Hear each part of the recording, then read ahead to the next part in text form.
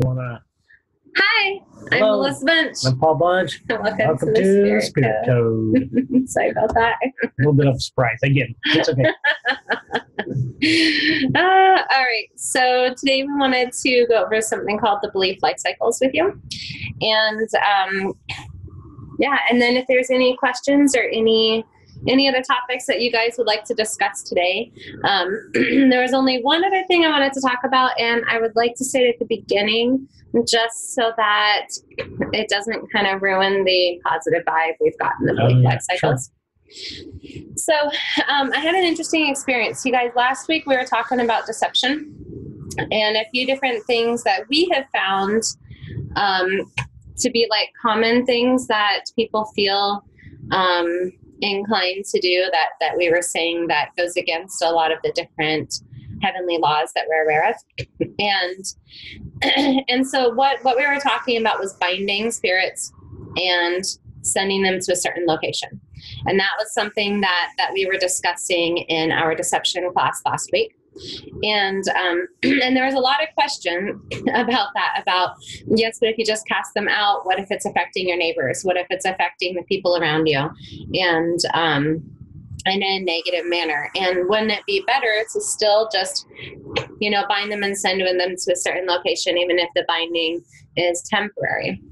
And we were just saying, take it to the Lord, but it's still kind of controlling, because so anything controlling is not going to be in line with God's laws. And so that was something that we have felt very strongly.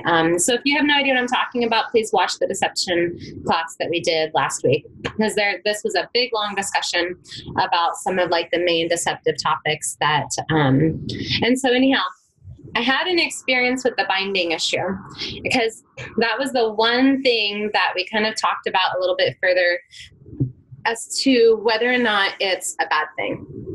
And I was saying, I'm not 100% sure if binding is bad, if it is super temporary, and if the bindings are released, as soon as they reach their destination or whatever.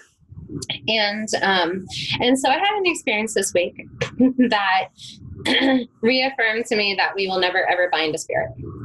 And this is still a personal choice on your part, but I had to learn the hard way, because I was pretty much 100% confident that we should never do it, but I didn't have reason other than the fact that it was not respecting their agency, or that it was controlling. And so I was working with this guy this week who is he's not a member of our faith, and he sort of learned energy work. If anything, he learned how to do certain things. Like he didn't necessarily, like he does know how to like release some basic things. And what is the thing I'm thinking of? We call it spiritual traveling, but the world has a different term for it, and it's not as like astral projection. That's right. Somebody had taught him astral projection, but he had not taught him like the basic rules of staying out of somebody else's space or staying out of somebody else's head. And so he didn't understand some of those things. And he also had learned the basic rules of casting out. He just felt that whenever anything was in his space, that he would bind it and cast it to hell. And so we had just gotten on the phone, and we were talking for a couple of hours, and the work that I needed to do for him was really big cleanup, because the people he was involved with doing this, there was a lot of entanglement of people kind of being in each other's space for inappropriate reasons. And so something that happened as soon as I told him in advance, I said, okay, I'm going to come into your space, but it's because I need to explore. I need to see what all's happening, because sometimes muscle testing is limited. With my spiritual sight, I can see a little bit more. So I'm even more thorough with your basic cleanup. And as soon as I came into his space, he's so used to binding and casting out, because he doesn't muscle test. He just felt somebody came into his space and he didn't know what it was. So he bound me and cast me to hell. And he didn't do it intentionally. He didn't know it was me. But here's the problem. I felt what it feels like to be that spirit. And like he kept apologizing. He's like, oh my goodness, I didn't realize it was you. And he's like, somebody's got to teach me how to do this. I'm so sorry. I didn't know the rules. I didn't even know how to know if it's a spirit of light or dark, or if it's a mortal spirit. And so I was thinking, because there's so much deception, you can be deceived as to whether or not it's a mortal spirit that is there for righteous purposes, that has been given permission, versus a dark spirit, versus one that is seeking help, versus an angel. And if there's enough deception in your space, you can do that to the wrong person. And so all I know before I found out what had happened to me was I got really sick. And so I'm on the phone feeling perfectly fine, feeling perfectly normal. I was very much okay. And I know he's going to be signing up and watching this video. So I want him to realize that this is a teaching tool. And I really hope that other people understand how to kind of learn from each other's mistakes. And that is why I really would like to share this with you. That I got really, really miserably sick. I started feeling over the top nauseated. Like, how when you get really green and you have to run to the bathroom. I was feeling incredibly sick, and I got the worst headache of my life. And I used to have a pseudobrain tumor, and I also used to have terrible migraines. And this was just knocked them all out of the park. This headache was just, absolutely miserable. It felt like the whole left side of my head had just been crushed in.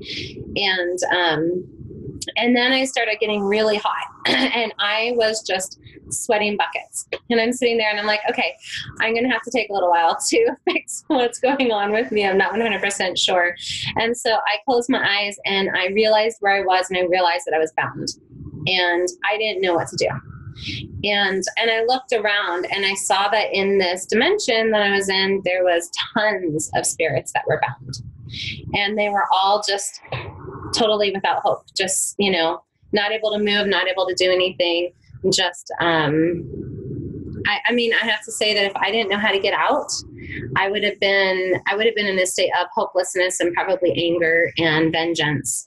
And so after experiencing that, I realized that it is painful and it's miserable. There's a lot of suffering. It isn't as what we assumed it is kind of like putting handcuffs on somebody so that they can't hurt you anymore, and then putting them in a very specific location so that they can't hurt anyone else. And I just don't think that it is that easy. I don't think anymore that it is a simple issue where nobody is hurt. It really does hurt. So we don't want to do that, because we know that God's ways is not to harm others. And so I would just like to kind of share with you that whenever we do anything, to make sure that we remember that we're brothers and sisters, even if the ones that are attacking and they're dark, that we never want to put them in a place where they are going to suffer that greatly. And that we always want to leave that judgment to Heavenly Father. And in fact, after this, you guys, when I did my next clearing, instead of casting out, I was like, I wonder if that hurts too. Maybe I'll just gently pick them up and move them over just a little bit and just be like, okay, over here. Thank you very much. And I'm like, okay, I think I've definitely learned a little something intense. Like, how can we do this in a way that we still set those boundaries, but that we are not harming that severely. So I was able to get out of it. So if this is something that you've ever, that has ever come across you, I found that I had to send ridiculous amounts of love into the bindings in order for the bindings to come off. And that was really, really hard because of the place that I was in. And being in that place, there is no positivity. There is no light. There is nothing to draw upon. So it was very difficult to connect with that love when I was feeling so miserable, and to be able to send that love into the bindings. And then I worked on removing everybody else's bindings in that space. And I do know how to get out of that space. So it was doable, because I've done spirit rescues. So it was doable for me to be able to get out. But it's not something that we openly teach how to get out of a location like that, because those spirit rescues are very dangerous. So anyhow, I just wanted to kind of share my lesson, something that I learned the hard way this week, and it was just perfectly timed because it was just after we had that discussion on it in class, and so I think it happened exactly that way for a reason, and so I'm coming to you today just to share that experience and that example, so that it can also help you, and you can draw upon that without having to also have that experience. Because I really don't want you to feel that way. That was horrible. And I don't think it's necessary for you to feel that way. I think that we can absolutely draw upon each other's experiences for that one. Okay, so belief life cycles. Let's go ahead and pull those up. We want to show you where they are as well. Yeah. Excuse me. Okay, so I'm going to share our screen here. And hopefully everybody who is watching knows the program well enough that you know where everything is. But we still get a lot of comments where people are asking questions where certain things are. And the thing is, we don't have a search bar. And I'm sorry about that. I wish we did. But it is not something that is offered in on this program. And this web host happens to be one that only charged us upfront and does not charge us a lot more. The web hosts that do allow those search bars were, if I remember correctly, it was $100 a month, which was going to be $1,200 a year. But another problem with that is we use like an app that puts in text, so it may not even work with the search anyway. Right. So. Right. So anyhow, it is what it is. It's one of those frustrations that we just kind of have to say, well, at least we still have the opportunity to utilize this, and not having some of the other financial roadblocks that are going to complicate it. So I do want to just kind of remind you, if you haven't seen right here in the specific treatments, that we have a ton of links. And that is the purpose, is that if you're like, well, shoot, I don't know how to find such and such, where do I even find my way around? Check out the specific treatments and see if that helps you to figure it out. And it gives you a bunch of different questions and the location as to where to go with the link. So that was really kind of like our way of doing a search bar for you and simplifying it so that you understand what to do with certain frustrations. And if you have another one that you would like us to put together, just let us know. Just say, hey, could you do one for, and then we can definitely. We were actually thinking, and we haven't done it yet, we should have one for animals. We should have in the specific treatments, ones for animals. And then I got really busy and didn't do it. But that, if you guys think that would be good, we'll probably do that as well. Okay. So today's belief life cycles are in the self-sabotage section. And even if you have not done these steps yet, we highly recommend you check out what is in this section. And the difference between the red and the purple, the blue, did I seriously say red? The blue and the purple is that the blue is all of the self-sabotage steps and the affirmations and what we're going to do today with the belief life cycles, because that would technically be like step 13 if we have been instructed to do a master's program, but I am not 100% sure what that is. Maybe Heavenly Father wants us to do it ourselves in our own life and then teach others. I'm not 100% sure, but this would be step 13 if we actually had the next program set up and ready to go. But that's okay, because it is something that everybody can do, even if you haven't done your self-sabotage steps. But I do want to say that the self-sabotage steps are amazing, and they are so helpful and so beneficial. And there are tons of things in there that are nowhere else in the program. And there are tons of things in there that are distributed throughout the program, but organized in a way that kind of help you to complete things. So if you ever kind of are like, there's just scattered information, I'm not even sure how to go, check out the self-sabotage program. It really kind of organizes it for you. And you can either watch the replay videos, or you can read the text, or you can purchase the book and just kind of go along and, learn the information. And then down here in the purple, this is mostly conflict resolution. so so the first one is fantastic. Like seriously, whenever you do find yourself in moments of conflict, whether with yourself or with other people, we do highly recommend checking out part 1 and part 2 and just seeing which ones you resonate with, or if all of it you resonate with. But the more that you get familiar with it and the more that you incorporate it, and the more that you're going to recognize that it truly simplifies all conflict in your relationships. Like I have to say, since we really started doing the festering wounds, anytime that we were arguing, we haven't argued in like 3 months, right? Should we knock on wood? And I think it's because of our perspective. We've both been, whenever we get frustrated with each other, I know I have, and I've kind of recognized he's been doing it too. We take a moment to ourselves to do our own festering wounds, and then we come back and we're not frustrated with each other. But the part 1 is meant to be after things have exploded, and then part 2 is like taking accountability for those triggers and doing your own personal trauma work.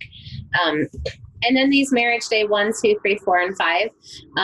It's totally your choice. You've had married couples watch them together. They're also up here in the videos link with pictures and just short descriptions.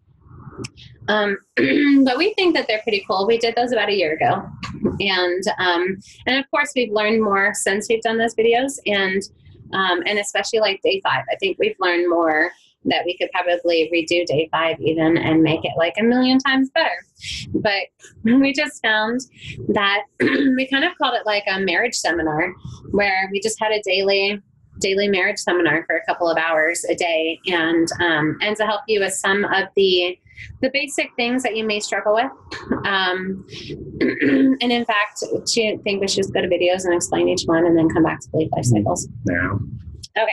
So I was thinking day 1, like we're actually talking about like what we learned from our past relationships. I just know a lot of people haven't seen this, and that we just highly recommend you can pick and choose, or you can watch them all, because I think, and we don't have these written anywhere, it is completely video based upon us having certain conversations and sharing things we've learned. But seriously, like right here on day 1, this is different things that we did. Like I have to say, if you are learning how to lose weight, you want to go to somebody who's lost weight. If you want to learn how to get really buff and strong, you want to go to somebody who's buff and strong. You don't want to go to me. If you're like, how do you gain muscle, Melissa? I'll be like, I can teach you. No, I can't. I don't have much muscle. But you want to go to somebody who's had that experience. And so that is something that we share in the day 1 videos, is what are some different things that we recognize led to our divorces, and what are some different things that we have changed that has created such a dynamic, powerful relationship. And that might be something that might be really beneficial too, because there's something that I used to say, you know, I wish I could just be a fly on the wall of a healthy relationship to see what it really looks like. And so that's something that I really did study. I really put a lot of time into trying to figure out what that would look like, and then incorporating that in our own relationship and changing certain patterns that we had with our first relationships. Okay. And then day 2, we're recognizing how agency and accountability are such a strong part of marriage, and that when we believe that we have a guarantee with our spouse, like it's fate, it's true love, it's destiny, they're going to be with me forever, it's God's will. So then you tend to be a little bit less conscientious about your behavior towards your spouse, about the way you treat them, and your own personal actions. And maybe you're just grouchy, or you take things out on them when you're frustrated. And the problem is that when your spouse is there, they are there because they've chosen to be there. And so that is something that we talk about in that class, is how the church teaches that, and how there's so many men that just don't believe in fate at all, and most every woman that I know does. And so how do we really incorporate this into like that godly platform?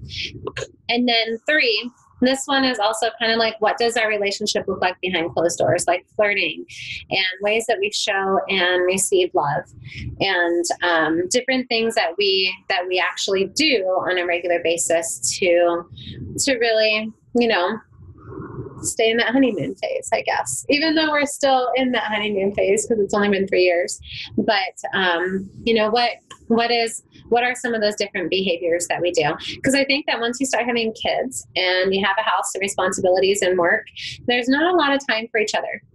And so what do we do to make up for that balance? And then day 4, different ways that, when we're talking about our kids, a lot of times, especially us women, because we give birth and we feel that deep responsibility for our children and that deep connection to them, we tend to put the kids first and not the relationship. And there's a lot of people who believe that that's the way it should be. And that's how I used to believe too, with my first marriage that fell apart. And it just didn't work so well the first time. And so that is something that we have tried differently this time, is putting our relationship first and then the children. And the interesting thing is that by rebalancing that, how much it has positively influenced the children. And, before it was directly kids first, then the relationship, or should I say, God, of course. But when we're choosing between the two, I just find that it has been so much more beneficial for stabilizing the home and the children and the whole environment that everybody is living in, that it's actually been better on the children to do it that way.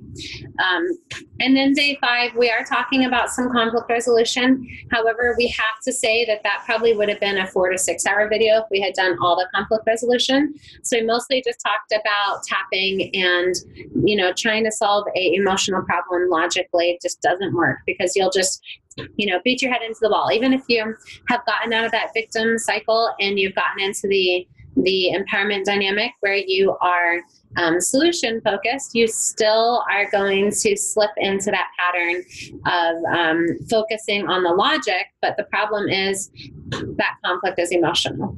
And so what are some different things that we can do? And like I personally love tapping on each other. That seems to work great, even if your husband's not on board with energy work. If you go up to him and you are saying a lot of positive affirmations and you say, do you mind if I tap on your pressure points? Because it's going to help with your hormonal balancing as well. And you're not even getting into spiritual stuff or releasing negative, patterns or traumas, but you're just talking him through and tapping on those pressure points in a loving way. And we have found that it helps so much. And so the reason why we wanted to go over this today, or the reason why I wanted to go over this today, is that when we are doing this work, so often we just focus on the cleanup and we don't focus on what we can change right now so that we're not just cleaning up all the time. It's pretty important. Like seriously, if you've worked on a lot of your stuff and you're working really hard, but your marriage, there's just a lot of difficulties in your relationship, you probably already know it's really difficult to keep your house clear. It's really difficult to have that oneness with your spouse and that deeper connection. And it's really difficult to even release the negativity that you're working on releasing because the darkness is so intense in your home with the conflict. So it's just incredibly beneficial. We only talk about energy work on day 5. 1, 2, 3, and 4. I don't even think we talk about energy work. So if your spouse doesn't believe in energy work, you can watch all of those videos with them. And then just day 5, because it's conflict resolution, I would still see if he might be willing to watch it after he's seen day 1, 2, 3, and 4. So instead of a movie night with your spouse. We try to make those videos an hour long, I think. So I think they're all 2 hours. Well, I don't know. Yeah, I think you're right. I think we did try to make them all an hour long, didn't we? Yeah. That was our goal, no more than an hour. Yeah, day 5 might be a little bit over, but yeah. I think he's right. I think we gave ourselves a limit so that your spouses would actually watch them with you. I didn't think they'd watch a 2 hour video. Okay. So let's go ahead and go to the belief life cycles, because as we've said, the way that you see your relationships in your life, and the way that you foresee the future, and all the choices that you're making on a regular basis have everything to do with whether or not rebellious spirits are in your space, and whether or not your shields are strong, and whether or not you have more cleanup to do. When we put together your list, it's going to be where you are right now. But if you're still having a lot of difficulties and a lot of negative thought patterns, you're going to keep recreating more. And that's what the whole self-sabotage section is for. So if you haven't done this, you guys, highly recommend. You know what you can do? You can just turn it on your phone and listen to it while you're doing the dishes. I wish that I could say we have an app and you can pause it and come back to it later, because that would be so incredibly awesome, but I have no idea how to do that. So let's go ahead and do this and make a video for this.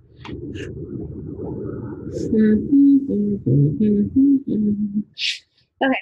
Do you want to give the example, the explanation, and I'll read off some of the other stuff later? Yeah, sure. Yeah, I'll just go ahead and read it. So I'm going to just pull my nose. The belief life cycles are living energies, which means it's something that is involved in your current thought patterns. It's not something that's dormant and it's in the past, but it has to do with your present daily activities, okay? So this means it's a natural thought process and will take daily practice to stop the cycle and recreate healthier patterns. The belief life cycles is playing our future scenarios that have not occurred and imagining multiple negative scenarios as if they will occur. Right. So, one of mine has always been that if somebody's late, I have like these ideas in my mind that play out that they got in a car accident, they're in the hospital, I'm never going to see them again. Worst case scenario. And they died and they're suffering or something. She's done this to me. I'd be like, I don't know, out for a walk or something. And she'd come home like, where is he? He should have been home like half an hour ago. I'm like returning 15 minutes later. And it's like, and I'm like really nervous. Like, why didn't you take your phone with you? I'm just out for a walk. Yeah. But the thing is, I think in the past I used to respond so upset. Like my first husband used to go out and hang out with his friends really late at night, making poor choices. And so when he would show up at like 3 or 4 in the morning, I would be really upset. Like the core of it was that I was really worried, but the result was anger, because he, was out all night with his friends and making bad choices, and, it negatively influenced me, to say the least. And so I would respond in a negative manner. And so with Paul, I have actively worked on trying to foresee the best possible scenario. But even if I'm struggling at that, making sure that the way that I respond, that even hurt her. No. That the way that I respond would be very loving. Like, I was worried about you. I love you so much, as opposed to frustration and anger. So even if I recognize that I'm still struggling with that, foreseeing the worst case scenario, I've changed the way that I respond.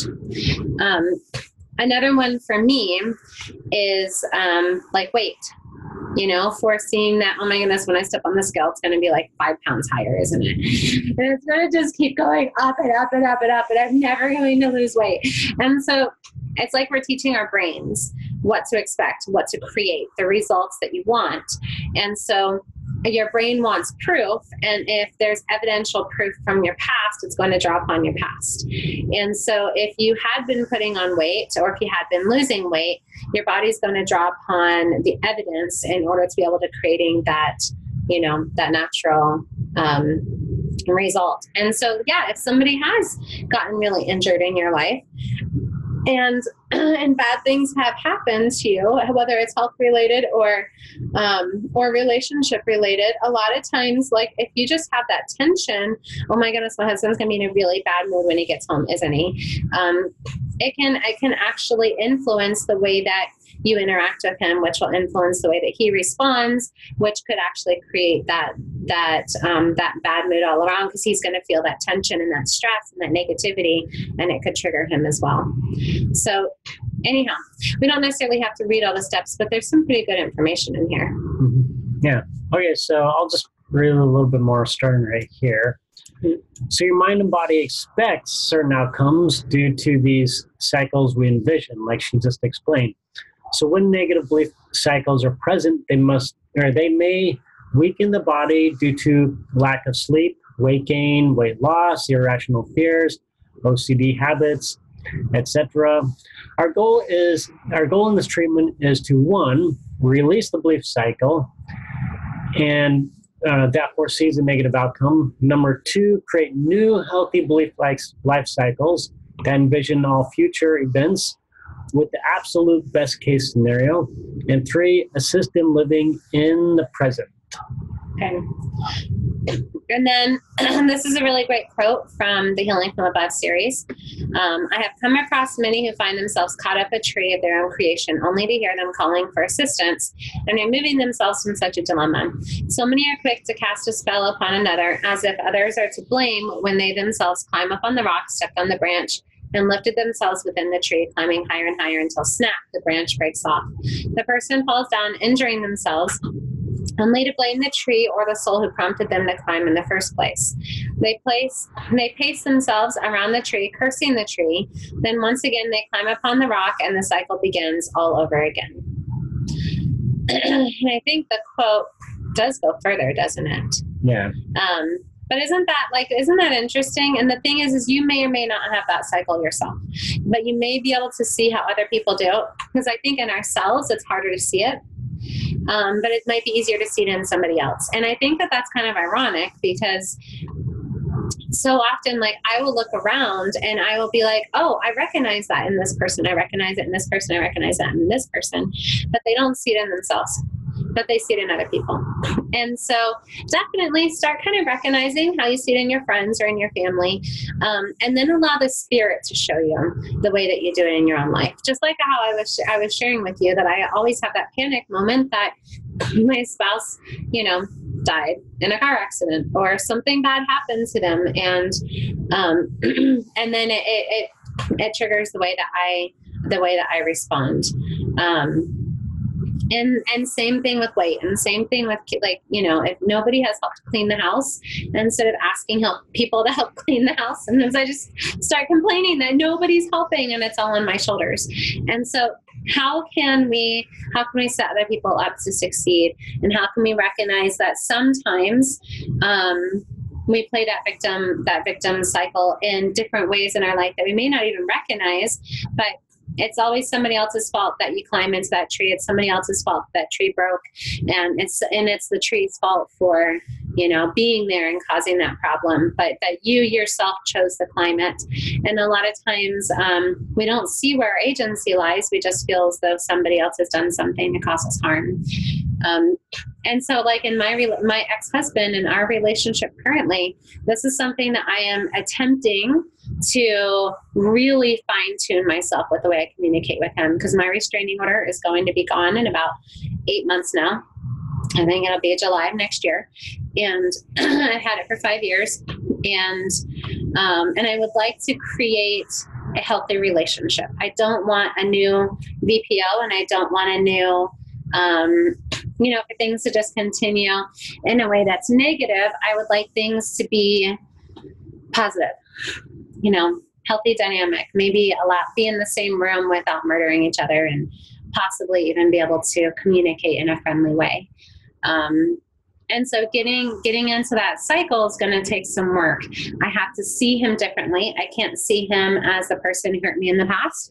And I can't see him as somebody who is going to try to be deceitful and sneaky and lying and constantly looking for ways to cause me more trouble. I have to see him as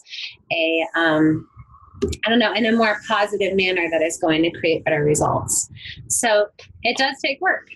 And I have to start taking that accountability for how I respond, and the way that I presume that he is saying things has everything to do with the way he's going to respond.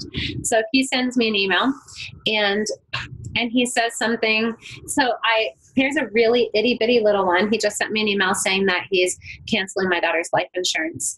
And immediately I started thinking, well, wait a minute, doesn't he get a payout amount? Is he going to share that payout amount, or is he just going to pocket the whole payout amount himself? Well, that's not really fair for him to pocket the whole amount himself. We shared that cost for the first, 11 years before I moved out, and then he was responsible for that cost himself. And he's probably not even going to give it to our daughter, which it should go to her to pay for college. And so when I go to respond, instead of just saying, oh, okay, how much is the amount? Is there a payout amount? And let's discuss this. I immediately wanted to say, well, hang on, we should split this. We should do this. We should do this. We should do and I started realizing that I was getting kind of controlling and bossy. And so, we kind of sat back and I talked about it, and I was like, okay, how can I do this in a way that I'm setting him up for success? It's such a tiny little email, and I could blow it out of proportion really quickly, and it could cause conflict really easy. And so I kept it simple as, is this something that I could keep up? How much is it a month that maybe I could keep paying it myself? And then I just said, is there even a payout amount? Because if it's through his work, there might not be one. If it's a private policy, then there is. And I just don't remember that information because it was so long ago that we got divorced. And so I left it open to allow him to be able to communicate his half, instead of just presuming, like the worst case scenario, that he was going to, take $2,000 or $3,000, pocket it, and run and not tell me. And so I know it sounds silly, but it kind of helps you to see how maybe even in your own relationship that these presumptions for the future, how it influences your relationships and your communication with somebody. So, okay. I just figure it's kind of nice to kind of put the real life stories to it, don't you think? Yeah. I think it helps me to have a real life story. Otherwise, I have a hard time relating it to myself. So hopefully that kind of helps you to relate it to yourself. Do you want to explain that paragraph? Let's go ahead and... We may not need to explain any more paragraphs. I think we have presented the idea. I hope you have an idea of what it is involving. So basically, your future expectations is what we're working on. And I do want to just kind of say here, we've got your subconscious mind that when we are trying to get a physical result, we have to get the mind on board. We have to give the mind proof and evidential reason to believe that it's possible and believe that it's what's best for you. And that's difficult. That seems to be some of the most difficult things that we work on, is getting the mind to create that result, because the mind is the one that's going to assist your body in the healing. I mean, the mind is what controls everything. So if the mind is going to send out those signals for healing, or send out those signals for the result that you're looking for, we have to give the mind evidential proof that it's possible, it's what's best for you, and to actually help you to create that result and to create that shift. And I have to say, it's just a lot of work. But this is an awesome visualization, so hopefully that'll help you. So we do have a few questions here, and we find that these questions are really important before you begin working. So whatever it is that you're focusing on, if you are doing the belief life cycles because of cancer, or because of diabetes, or because of relationship conflict, or because your hair is falling out, or because you have a lot of spiritual attacks all the time. Like there's just even weight loss or pregnancy. Be something that's inherited and it's in your DNA that you're kind of stuck with. Right. And so, what can we do? Because a lot of the stuff that's inherited, we can still break the curses and we can still make changes. Like you being bald. Well, no. So like that issue with your cousin. That was funny. No. That fuses her bones together or whatever. No. It fused her nerves together in her back. Her nerves, which causes a lot of pain. Yeah. And so it's just we've done some work on her cousin regarding this, and It was not 100% God's Yeah. will for her to heal, Just, but it wasn't against God's will for her to remove the darkness and to get over other Right. things. It was just not 100% God's will for those nerves to change. yeah. So it's just one of those things that when she came down to this earth, it was just part of her plan that she expected to go through to experience whatever it was for her Yeah. progression. But for now, like things change. Right. So we want you guys to go to these questions, okay? Is it within God's will for me to heal from my infirmities? And then if this is like, really, we were just saying that you can move on to the next question, but you want to do what percentage is within God's will for me to recover, or for my body to heal. And then down here, is it within my body's programming to heal? Does my mind believe it's possible? Does my body believe it's possible? Does my body know how to heal? Do I truly desire my body to function its maximum potential? Like, that one's kind of big. That one's a really intense question because, you know, you might be like, well, yeah, but a lot of times when you're sick, you get more attention.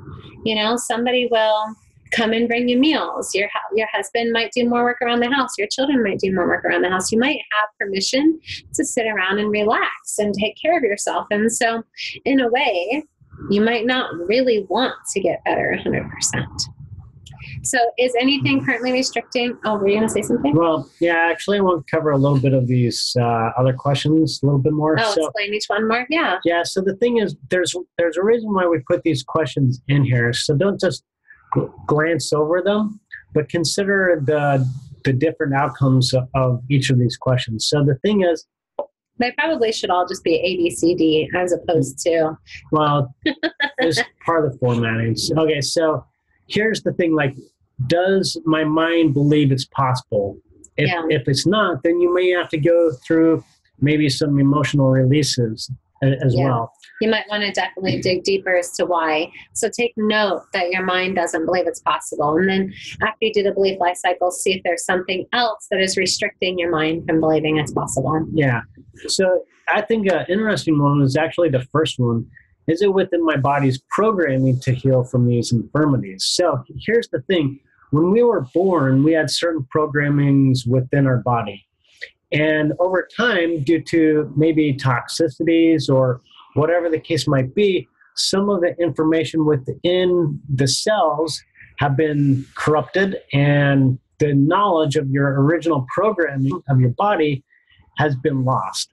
And not necessarily 100%, but so if you think of a copy of a cell, oftentimes it's not copied 100% like it was originally created. So after years and years and years of this copying, the information is basically corrupted and lost. Okay, so you can restore that corruption and restore that programming in a few different ways. But one method that we've discovered is by doing what we call the atmospheric energy, basically getting some electricity between your hands, putting it between your chakras, and basically connecting with heaven and asking for that information to be sent down into your mind and into your body. But we have that in the Miraculous Opportunities, and it's linked in a few different spots in the specific treatments, and it's in step 12 of the self-sabotage. Yeah, so even though, the information... and we taught it when we did the hands-on healing video. Yeah, so even though the information is not addressed right here on how to heal it, these questions do have answers to them, okay? Yeah, it's going to be different for each person. Mm-hmm. So we can't exactly tell you exactly what to do with each one. So we tried to make it possible to work on or to do. All right, so let's go ahead and continue. Okay. So is anything currently restricting my body from healing itself? That one's really big. And you can ask that in a more specific way. Like, is anything currently restricting my body from releasing weight? Is anything currently restricting my body from getting pregnant? Is anything currently restricting my body from what are you thinking? Growing hair? Yes. I love you. Okay. Can my cells accommodate the needs of my body to create this healing shift? How many cycles must I recreate to support this new belief and result? Am I committed to the change of the previous result? Of course, that one's not a muscle testing question, but, are you committed to the change? All right. Does that make sense? Yeah. I Okay. think so. Oh, sorry, or the previous result. So are you committed to changing, or are you committed to Staying in the same staying rut. complacent? Right, staying in the same way that you've always done things. And I was actually thinking about that the other day, and I was like, okay, I've always woken up and had kind of like the same breakfast each day, but I want a different result because I really want to get pregnant. And so I'm like, okay, how many things can I do different than I normally do? So let's see, if I normally like to have like an egg burrito or cereal or oatmeal, I'm going to instead juice for breakfast and then like make some juice this for breakfast. And if I normally eat such and such, I'm going to do that different. If I normally like to sit down and relax, I instead am going to go do some exercise. So I'm trying to do things differently because if I want a different result, I need to be committed to that change. Which also means if I really want something sweet after I eat, I have to be committed to. And you have to stay away from me that's going to tempt you. I know, on chocolate, not on everything else. Okay. And then this one is great if you are doing weight stuff. Is it within God's will for my body to be at my desired weight of? Is it within my body's programming to reduce my weight to? So if your desired weight's 140 pounds, does my body and mind believe it's safe to reduce my body mass to? How much does my conscious mind, subconscious mind, spirit, and body believe my body weighs in total? So you can do those all separate, or you can do them all together. However you want to muscle test it, it's totally your choice. How much does my conscious mind believe my body weighs?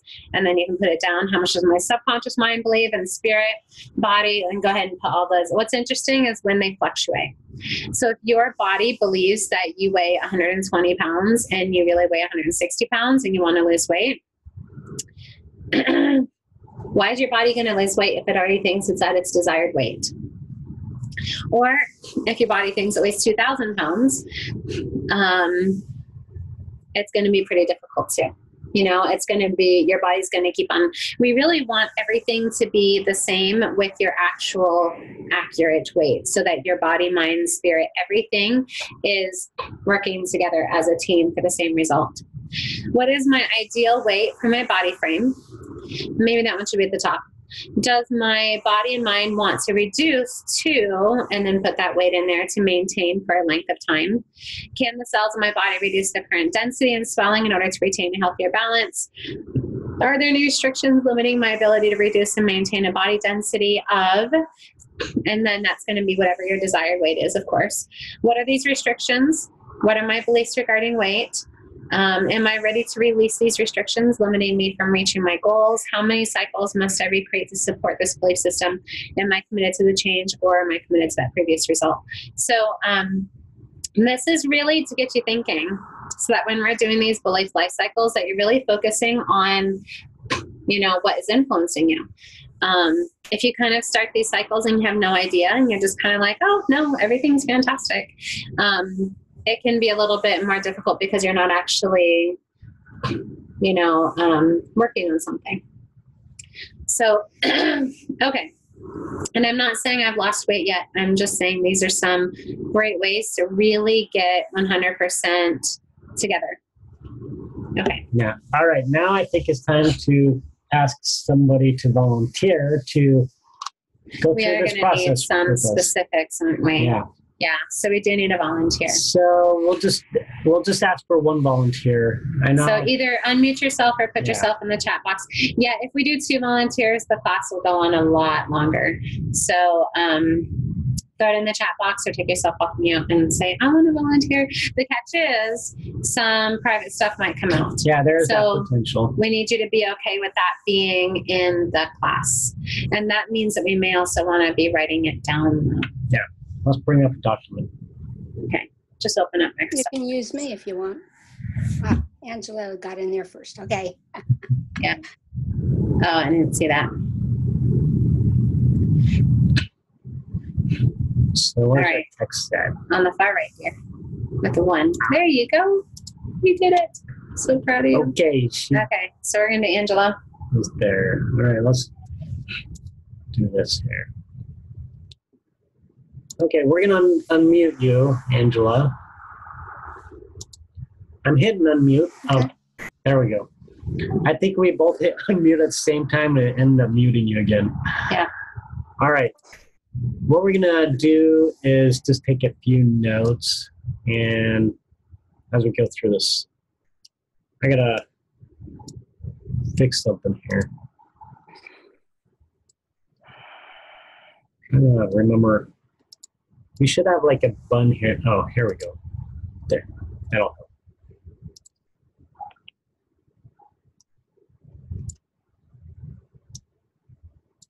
All right, Angela. So let's go ahead and ask, is there anything in particular that you have in mind that you feel like you'd like to work on?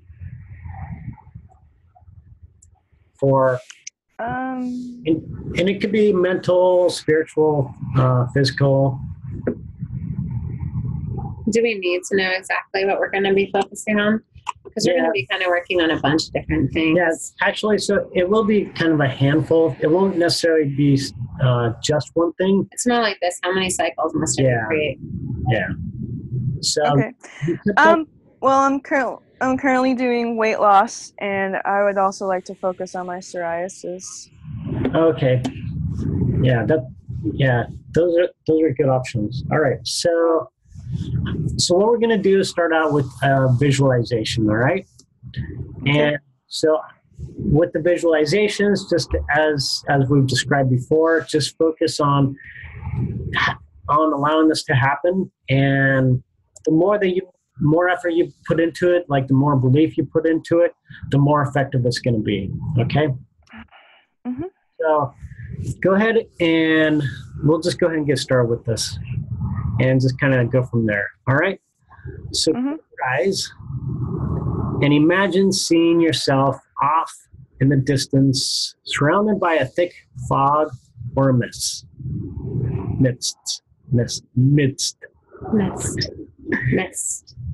You cannot make out any shapes or people, but you can hear noises.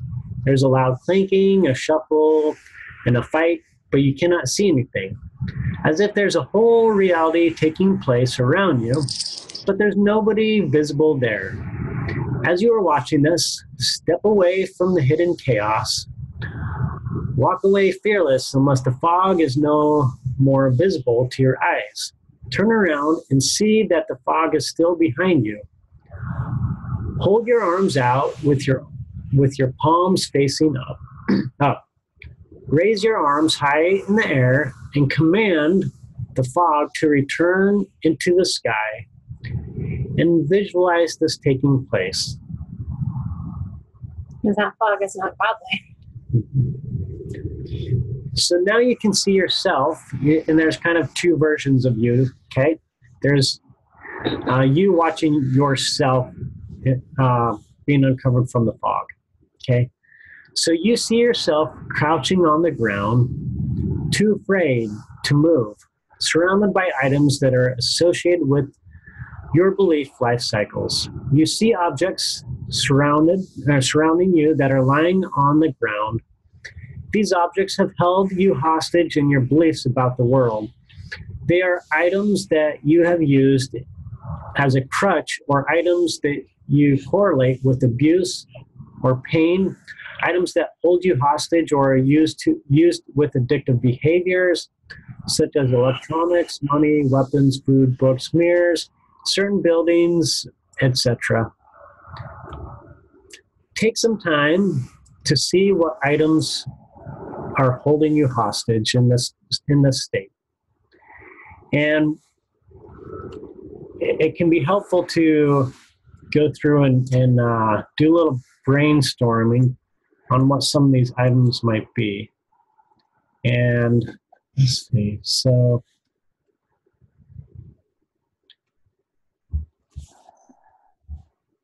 if you're able to kind of have anything come to your mind, this one does take a little bit of intuition. So if there's anything that tends to come to your mind, just feel free to let me know and I'll make a note of it.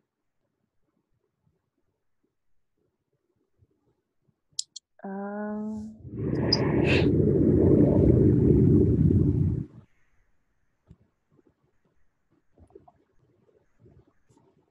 Doctor's office? Okay.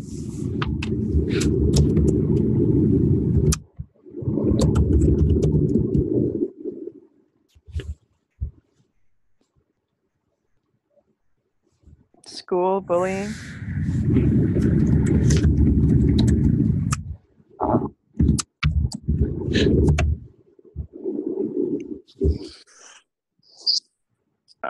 Medicines that don't work? Yeah, okay.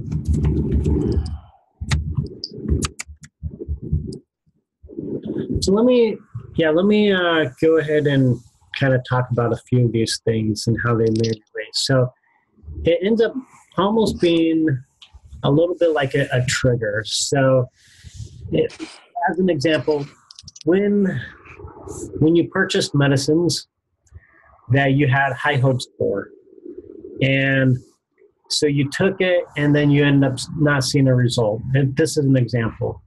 And so you may also feel the cost of it being a burden, and you also may feel like the responsibility of like, having to take it daily or whatever the case may be. And it's just kind of a burden, right? And after a while, you're looking at it and you're frustrated. It's like, why did I end up, going down this path that just didn't work out? It's caused me, too many headaches to deal with. And so you just kind of throw it in the wastebasket, and you want to be done with it. And so any type of medicine after that, you get kind of like a flashback or like a trigger, thinking, same thing's going to happen. Okay. That's how this is related. That's how this is what the future expectation is based upon what you experienced in the past with it. Right. So same thing or similar with a doctor's office. You walk in, high expectations, you walk out, like, that was a painful experience. I don't want to go back. Right? Mm-hmm. Yeah. Every time you go back, you're dreading it. So the doctor's office, it should be like a place of hope where it's going to provide solutions. It's going to kind of relieve some pain or misery, whatever you're experiencing. But instead, you're going back and like, I can't believe I'm back here again. This miserable place. I just want to leave as fast as I possibly can. Okay. So that's a life cycle type that we can work on through this process. And so, same thing with school. It's like, as we keep on going through the steps, it'll make more sense, because we don't have to have it all figured out right now. We're going to have another section that'll make a lot more sense. Mm-hmm. Yeah. So the same idea with school. It's like, school's stressful enough just getting by, dealing with the school work. Then you got to deal with the peer pressure and, the expectations of others. So, there's a lot involved with that. All right. So is there anything else that you'd like to add? Any other items or thoughts that come to mind?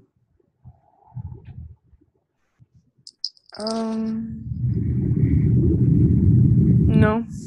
Okay. So let's go ahead and continue. All right. So this box here is where we list those, which we already did document here. Okay. So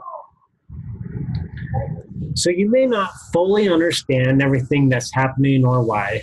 So take a moment to find peace as you are exploring the inner workings of your mind.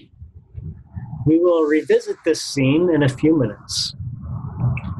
Now turn around and see a field in this visualization. As you observe your surroundings, you see a tree surrounded by flowers, plants, herbs, and all sorts of living plant life. As you inspect further, there is a multitude of weeds sprouting up and choking out the flowers and the plant life. You even notice the tree itself is frail, hardly growing and producing very little branches and leaves. The tree is unhealthy due to the weeds overwhelming the soil. A bead of sweat runs down your back, and you raise your head to the sky and take in the nutrients of the sun. These weeds are your belief life cycles. Some producing flowers, some producing thorns. Some produces fruits, some produces weeds. The tree represents you, surrounded by these plants of all sorts. Pause a moment to make a choice. Would you prefer to leave the plants, weeds, and tree alone? Or would you like to remove the unhealthy roots to make space for a healthy root system to expand and grow? I assume you want to uproot these weeds. So, Yep. from your experience, you have learned that plants, both weeds and flowers, have a living root system. When you uproot a weed, roots will remain alive and find their way back into the soil. Likewise, the roots from nearby weeds will shoot forth the roots and fill up the remaining soil. As you contemplate your choices and how to remove the weeds without disturbing all plants or plant life, you begin to seek counsel from others who've successfully gone through this process. So at this time, I invite you to say a prayer and ask for our Father in heaven to assist in this process. Okay. So what we recommend is that you can do that one privately. If you are doing this with somebody else, you're welcome to do this together as a team. Do you think that we should do a prayer together, or just go ahead and we didn't start our class with prayer, so let's do it anyway. So I'm kind of curious with this. So let's ask a question here. As I'm going through this visualization, is my spirit and my mind also working through a life cycle? Yes, we all are. Okay, right. So is my life cycle something that's choking me? Yes. Okay. Because a lot of Paul's stuff has to do with speaking. Yeah. He has a lot Public of speaking is challenging for me. Okay, so right now it seems like as I go through bringing this, it up. a lot of irritation in my throat that's probably been there for a long time is beginning to appear. But it's leading us in the right direction, so that's awesome. How exciting. Yeah. Okay. So will you say that prayer? Yeah, let's say the prayer. Our Father in heaven, we thank you for this day and for this opportunity that we have to have this class today and to learn a little bit more about our bodies and our minds and we, Heavenly Father, we recognize that we're not perfect and that we're striving to become more like our brother Christ, Jesus Christ, and that it takes a lot of work, it takes a lot of change, and Father, we can't do this alone. We need your help. We need your assistance for each one of us to help us to be aware of some of the different ways that we can better ourselves so that we can become more like thee. We really are so grateful for your patience with us and the love that you constantly offer us. We love thee again, and we say these things in the name of Jesus Christ. Amen. Amen. Okay. So as you look around, you can see other nearby trees surrounded by healthy soil and plants of all kinds growing in organized rows. Yet your tree is surrounded by clutter and a mixture of plants and weeds with no clear definition. Other trees are full, tall, and strong. Your tree is smaller, weak, and frail. Other trees produce apples and leaves in the summer while releasing those leaves in the winter. Your tree has no fruit and the leaves stay year-round because it fears new ones will never grow back. I hope you guys see some of the symbolism. Ask yourself some questions. Why are these roots welcome? Why have they not been removed? I think we're referring to like weeds. Am I afraid to release my old leaves? Why don't I trust that new leaves will grow back? What do I have to lose by creating a work of art by removing all the old plant life and restoring beauty to the tree? Am I ready to release all my old beliefs? Am I ready to move forward? Allowing the earth to transmit electrical nerve stimulation into my feet to assist my whole body in functioning properly? Am I ready to change my view of the world to create a more beautiful experience? So let's create a work of art. This is going to take some faith on your part as we completely remove the old to make room for the new. So make sure that you really are ready when we take this step, because a lot of times there's going to be some resistance. So now we're going to ask God for a special gardening tool, and that tool is going to gently loosen the soil and the roots. And this tool is the gift of the atonement. It has the power to turn the soil and loosen the weight of the compacted soil. Each grain of soil represents a memory, an experience, a stimuli, or a trial. The beliefs created from the stimuli represents the flowers or the weeds. So envision the soil being churned, loosened, softened, questioned, and manipulated by the ultimate sacrifice Christ made for you. He made the sacrifice so you can learn how to forgive and love as he loves. We won't remove the soil, but we can change what grows forth from the soil. So offer gratitude while watching the soil being tilled. So once you're ready, we're going to remove each weed gently. So make sure that you are focusing on this as it takes place within you. So as you remove each weed, make sure you get the complete root system. The roots are living as they have been formed from your experiences, which have been very valid, but they no longer serve you. So what are these roots? What are your beliefs about life and your potential? And as you find each weed or life cycle, whether physical or mental, envision pulling the weed after writing each cycle below. So let's figure out some of these cycles. Do we have a grid? Hold on, you guys. I was thinking that we had a grid. Yeah, we have this grid, old cycle, new cycle, with some examples down here. Like can't grow hair and head, will always be dry, never see 2020. Teeth were never healed. It'll be too hard to be with my children, never enough time in the day, speaking in public is difficult. And then we'll get to the positive one that we're gonna replace it with in a little bit. So just some ideas. What are some, like, I'm never going to be able to lose weight. I am never going to be successful. Like, what are some of those weeds that you recognize are like foreseeing the future, the way that you see things as coming about? Angela, what do you think some of those weeds represent for you? Do you think that whole I will never lose weight or I will never, what are your thoughts here? I think one of them has to do with like I won't be healthy when I'm a good weight or something like that. Okay, you want to check that in?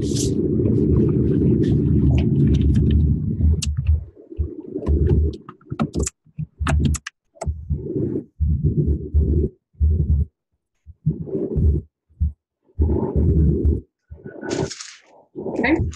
What else do you think?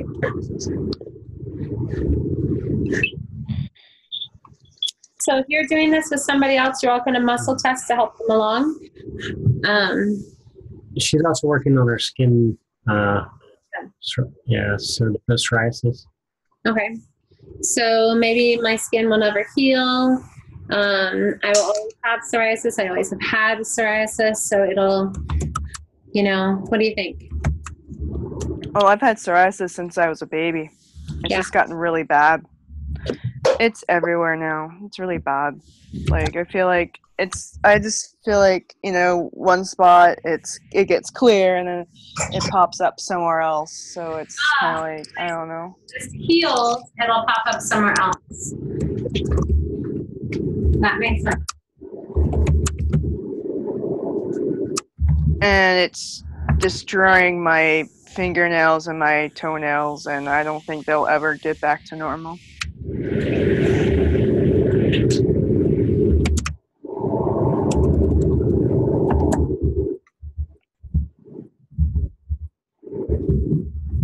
So on that, I have to say that I've had some skin issues, and so I don't know exactly what the origination of it was, but I know that after I got a shot one time, I thought it was due to the vaccination that I received in the Army, but I think it was actually instead a ringworm that was just misdiagnosed, and so I got it like at the same time, and the skin issues just spread to my legs and my arms, and I had other issues like crazy irritation on my feet, and so I was kind of wondering, it's like, what's going to happen? Do I have to like cut my feet off because it was just so irritating? And I'd have to say that after Melissa and I, we started doing the work with our program, started putting together, a lot of my skin issues, they just went away through the work that we've done. I don't know exactly what it was, but I know some of it had to do with the control energies. Mm-hmm. And so I'm not saying all of them were, but some of them were.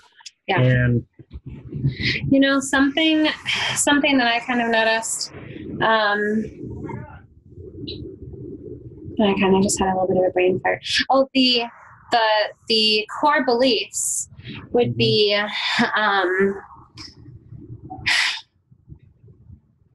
my whole life, I have always been overweight. That would be like a core belief, Mm-hmm. I'm overweight. I am fat. I am chubby. I am not good enough. Yeah. But the belief life cycle is I will never be slender. I will never be naturally thin. I will always be overweight. So it's kind of like that foreseeing what you've always experienced in the past as your future result as well.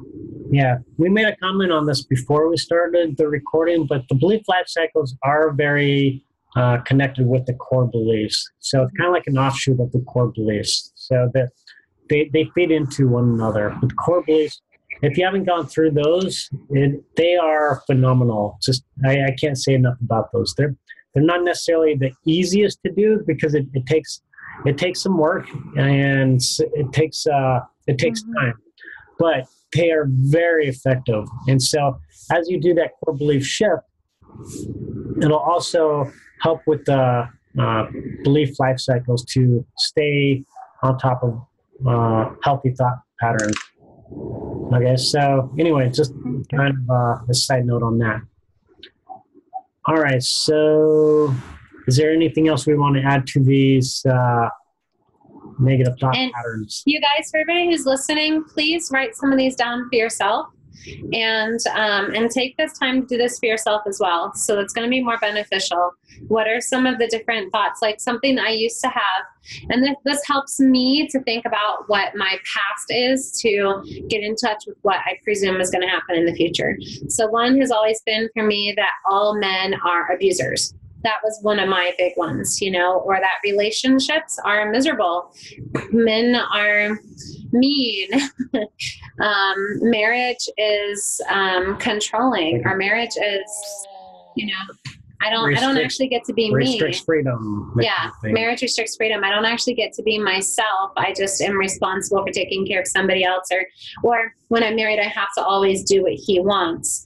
And so doing it as a belief life cycle, I recognize, my presumption is that all marriages are miserable and that I will never be able to be in a relationship that is mutually respectful and loving, or presuming that nobody has a happy relationship, or that everybody, experiences misery or unhappiness or whatever, because all men will always treat me negatively, or all men will try to control me, or, I will never be good enough in another man's eyes, that he will always see me as either too fat or too slow or too lazy or not good enough in one way. So it helps us to kind of, the more that you recognize what you've experienced in your past, it can help you to recognize what you're still holding on to as the way you see the world. So like I see the world very differently than other people do. And that is something where you kind of need to recognize how you see other people. Like I was saying, if I foresee that every time that my ex communicates with me, he's trying to be manipulative or controlling or trying to criticize, then I will always kind of respond to him in a very,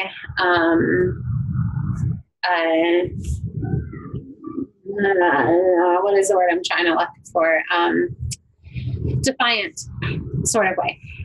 And so how do you see, like, everybody judges me at church. I'm never good enough. Like, everybody always thinks that I am, that I don't fit in. And it's because everybody else, blah, blah, blah, blah.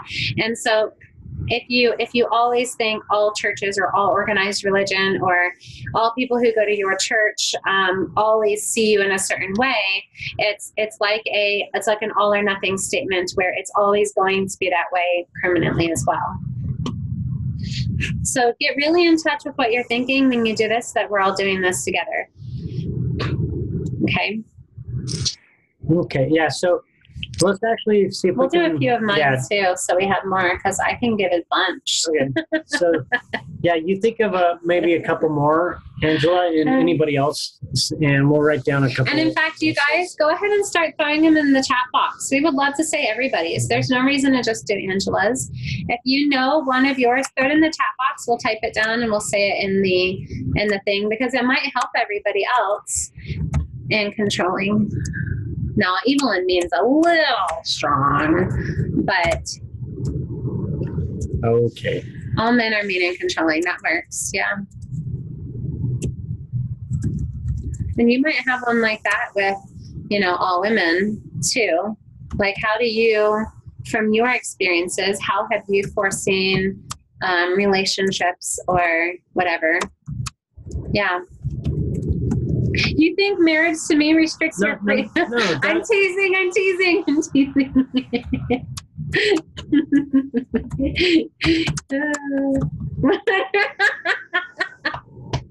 That's really good. I can't see everybody laughing though. My skin hates me. Oh, that's good. Throw that in there.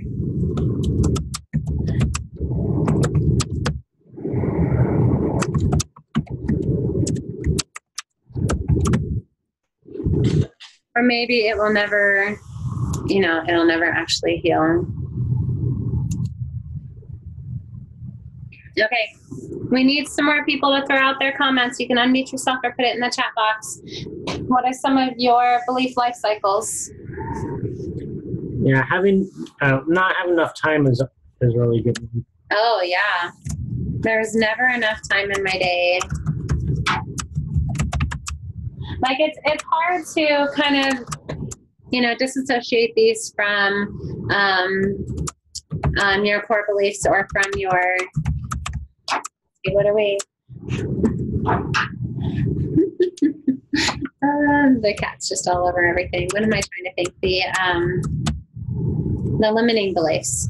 So a lot of these that we're actually putting in here are more limiting beliefs than they are, but that's okay, because it's just a matter of getting there. No one will want to love me and my children. That one's, oh my goodness, that one's so good. When you're single and you're trying to find a man that is responsible, caring, loving, of your same religion, somebody who treats you and loves you, and who also want the responsibility of you and your children, because it's a responsibility. It's not just getting to jump in and have, fun time all the time, and men like having fun. So it's hard to see whether or not anybody in the future will ever really want that responsibility of marriage and kids, jumping into a ready-made family. Yeah, that was one of my fears. You're right, Helen. No, it was definitely one of my belief cycles. It was also that if I get married, he might treat my children bad. He might, if I ever get married, I'm just going to fall back into that cycle of abuse again. so many different ones. Well, I think if you're doing my job is too hard, let's make it a belief life cycle. Let's turn it I was trying into to put work. Yeah. Maybe work in general. I'm trying to. All work is just too hard, and I will never be able to meet the demands of someone else. Yeah.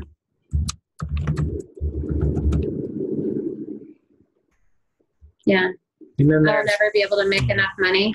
Yeah. There's also like Try to intelligent. make it more future statements as opposed to statements. I Yeah, will never okay. be able to make money.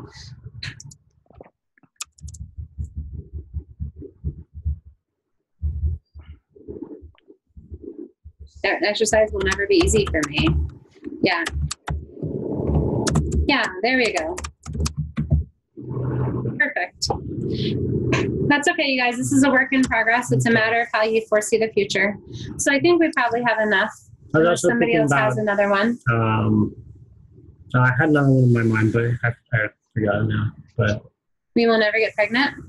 yeah. We will never get pregnant and carry baby to term. Throw that one in there.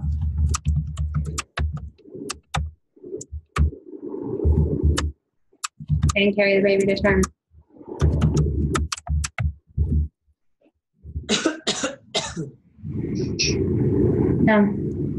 I think these are good.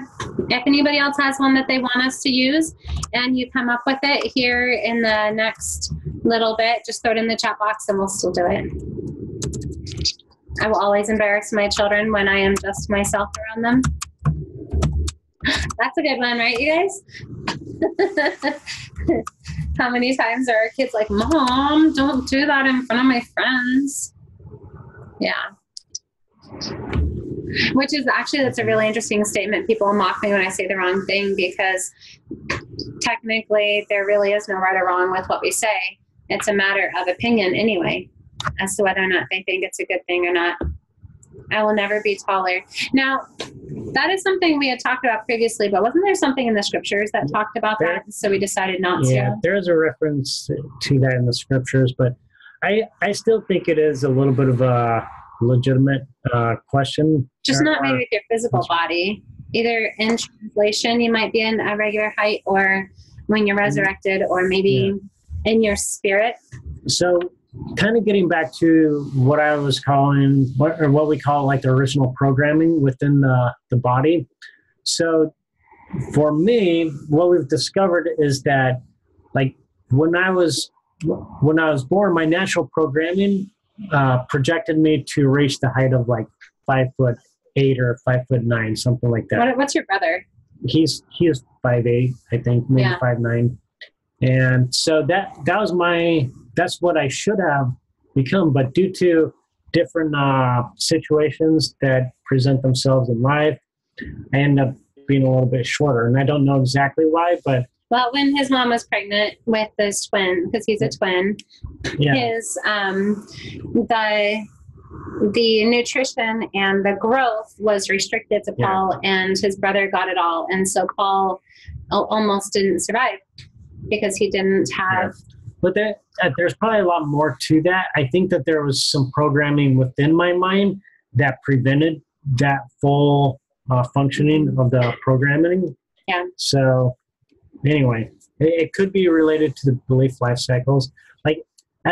Like if you were to look at my hands would be that of like a person that's 5'8" or 5'9". True. And the hands and the feet are like the first things that grow. They grow. I mean, they grow to like the natural size that they should be, but my height didn't for some reason. Anyway, what? I was going to add something, and I decided it would be inappropriate. Yeah. So, okay, let's go ahead and I want you to see each of these cycles, these beliefs about your future. I want you to see them as weeds in this visualization, okay? Because remember, we're seeing weeds all around your tree. You are this tree, okay? And as a tree, you have not been letting go of your leaves because you're afraid you won't get new ones back. Your tree has not been as strong as you would like it to be. There aren't beautiful flowers and organized fruits and vegetables growing in the soil around your tree. there's just been weeds. And so we need to get those weeds out so that the beauty can start growing, those flowers can start growing. And so each one of these beliefs are going to be a weed.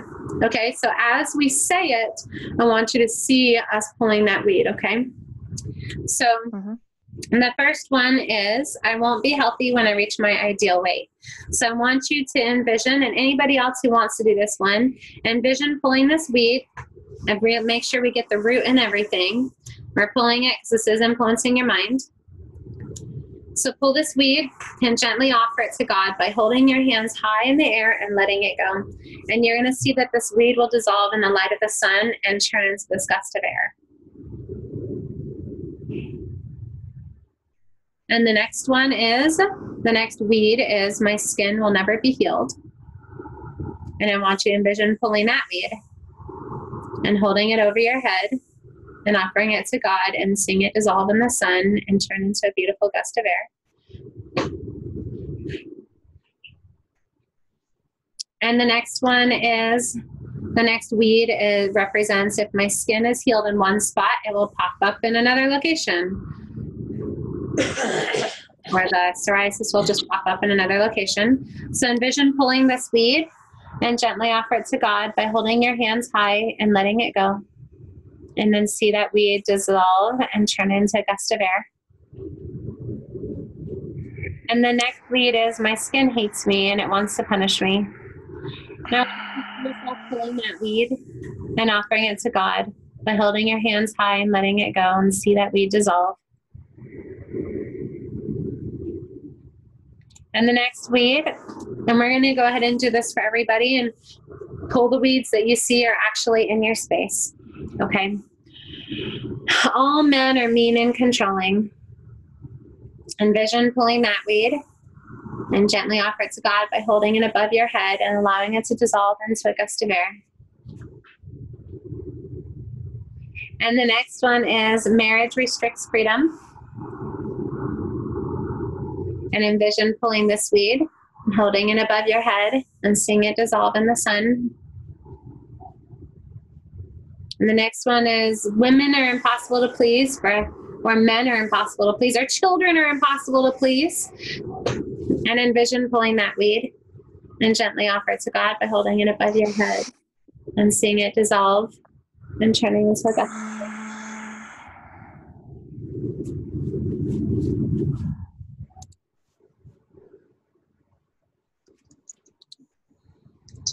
Okay. And then the next one, there is never enough time in the day. So see yourself pulling that weed and holding it over your head, offering it to God to turn into a beautiful gust of air. Your mom's doing an excellent job. Yes, she is. Okay, and then the next one is, I can never get enough sleep, or I will never be rested. And I want you to envision pulling that weed and holding it over your head to offer it to God and see it dissolve in the sun and turn into a gust of air. And the next one is, exercise will not get me the results that I want. And see that weed, pull it and gently offer it to God by putting it above your head and allowing the sun to dissolve it and turn into a gust of air.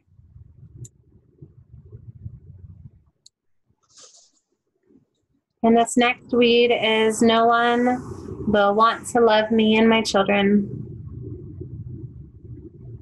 And I want you to do the same. Keep pulling these weeds, holding it over your head, offering it to God, and allowing the sun to dissolve it.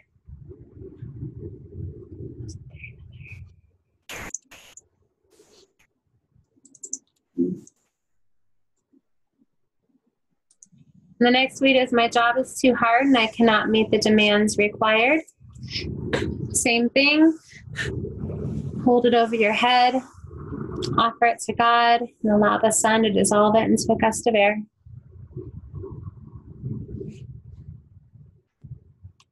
I can never make enough money.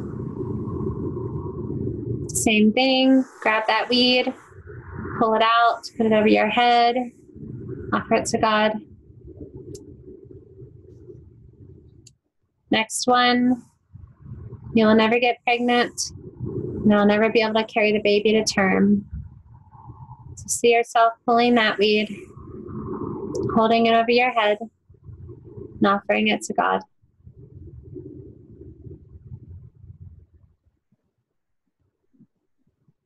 The next one, people will mock me when I say the wrong thing.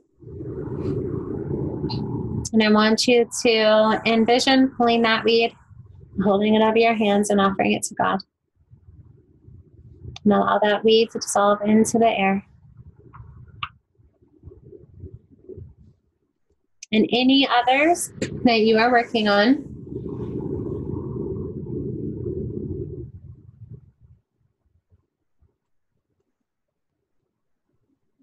So I think the one that I was going to put in there is something about like intelligence. Like I'm not intelligent enough to. Nobody else will ever see me as intelligent. Yes. Oh, okay.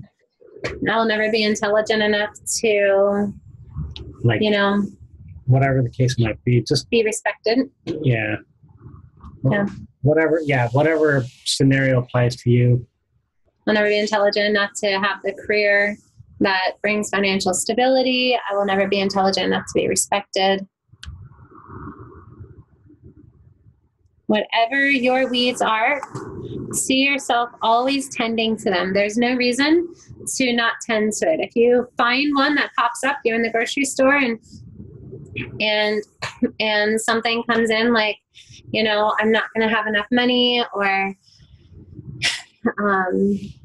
I think one that comes in my mind is always, I have no idea what to make for dinner. My kids are never going to be happy with anything I make. I'm always going to get stuck making 3 separate meals per meal for everybody in the home, because nobody is ever going to all love the same thing. I'm not going to be able to just make a lasagna and have everybody eat it. Or I'm not going to be able to just make one thing and have everybody eat it and enjoy it and have a balanced, nutrition. A lot of different things that pop up. If something like that comes into your mind, close your eyes and bring yourself back here where you pull that weed.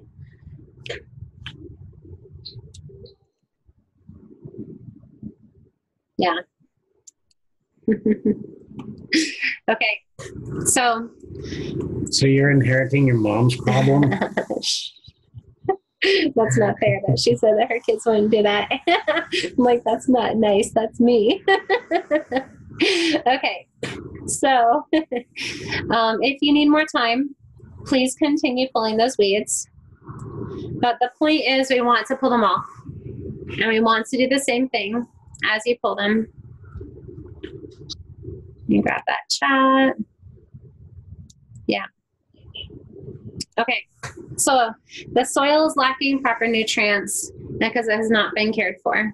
So we're going to ask Heavenly Father to send worms, hedgehogs, and bunnies to help turn that soil. And during this process, take off your shoes. So go back to closing your eyes and experiencing this, because we need to show your mind. This is all going to be taking place within your mind.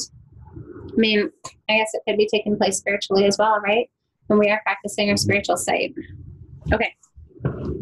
So take off your shoes and stand in that soil next to your tree. You could do this literally. Maybe when we're all done here, it would be a great idea to go out and stand in the soil with your bare feet. So ask the earth to offer her nutrients to ripen the soil and counterbalance all of the alkaline soil that represents your experiences and trials. So off in the distance, you see a man walking towards you, because you have been laboring alone. And of course, he's glowing white and holding something in his hands. And as he approaches, you instantly recognize that he's your brother, Jesus Christ. And he's holding dark, rich soil in his hands, along with seeds. So he offers you this by placing the soil into your newly churned soil and mixes it into the earth. And as Christ's hands touch the soil, the dark, rich soil seems to spread throughout all of the soil surrounding your tree, making it new again. Mary? Mm-hmm. Okay. Christ now hands you seeds. These seeds can be planted throughout the newly turned and rich in soil to produce beliefs that are in line with our Heavenly Father and the truth about your creation. He assists you in planting these seeds in organized lines and rows until all the seeds have been planted. You then feel a drip upon your forehead. As you look to the sky, a soft rain begins to water the soil to nourish and feed the seeds with the love of God. Now Christ tends to the roots of the tree. These roots are much deeper and much larger. However, the roots have been injured from years of being choked by the weeds. He again places his hands into the soil at the base of the tree where the rain is falling with God's love, and he sinks his fingers into the soil. He closes his eyes and begins to say a prayer for you.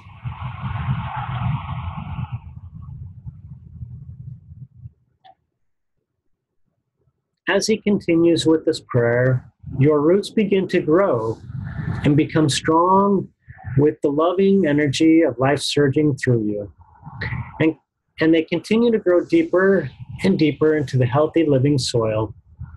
Your roots are no longer afraid. They're no longer thirsty for the words of God. They're no longer choked out from past experiences. They're no longer afraid of the future. And they're no longer unwilling to release the past. The tree stands tall under the sun, confident in its potential to withstand any storm, any trial, and anything else that may come its way. You now stand tall and confident in your body, seeing all the organs functioning properly, all the wounds being healed, and all the components working together to sustain life. You are also seeing all of your trials being resolved easily as you have a newer perspective. You're choosing to no longer allow the weeds to have such power over you any longer, as you now know how toxic they once were. Now offer the tree your love and turn around and back to the area. Now offer the tree your love and turn around and walk back to the area that was once a fog, where you were lying surrounded by the items. These items no longer hold a negative meaning. In fact, they are just items. These items once served a purpose but no longer hold any power over you. It is time to pick these items up and remove the negative energy from them. Okay. So I organize all energy within these items by shining the light of Christ upon them. My brain flood all frequencies and vibrations of all belief, life cycle energy. In the name of Jesus Christ, I command all frequencies and vibrations of belief, life cycle energy to depart from each of these items. And I detach all cordings to these items, and I cut these cords with a stationary sword, release to remove these cords. And I share my appreciation with these items as I no longer hold on to any animosity towards these inanimate objects. I am safe now. And it's time to rejoin our tribe at the Iron Rod, moving and progressing forward for our Savior's return. So this part of you was trapped in like an alternate reality, kind of like a dimension, okay, that's like trapped in fear. So this part of you exists in your mind, but had so much power over your consciousness. So invite that part of your mind to leave this dimension to return to the proper existence. So it's now time to remove the rebellious spirit. So it's kind of like cording wrapped around your feet and like long, yucky tentacles. So they usually place pressure on your feet, and which of course has different pressure points, creating different results. So what we're going to do is I want you to, now if you're doing this with somebody else, don't say this out loud because it'll freak them out. Okay. Since you guys are energy workers, you can handle it a little bit better than most other people can. You're just going to tell them, I'm removing the rebellious spirit. I'm going to be quiet for a moment. But when you're doing it on yourself, I want you to close your eyes, and I want you to envision doing this with the spirit. And I want you to look down and be real honest and ask God to show you this, that there are like these fingers. It's almost as if they come up through the soil. And so with each one, the only way you're able to do it is if you like lift off each one and kiss the fingertip and it turns it to dust, because you kissing it represents love. And the spirit that is holding on to you represents darkness. So when you put that love into it, it is repelled and it does disappear or leave, or somehow or another turns to dust. So there are 8 fingers all together from both feet. I mean, 8 fingers all together, like 4 per feet, I believe. But close your eyes and see how many there are. And so do this one by one. So everybody take a moment to close your eyes and do this. The important part is to recognize that even though this is a belief system you've created, there is a rebellious spirit that is still controlling you to keep you in that mindset.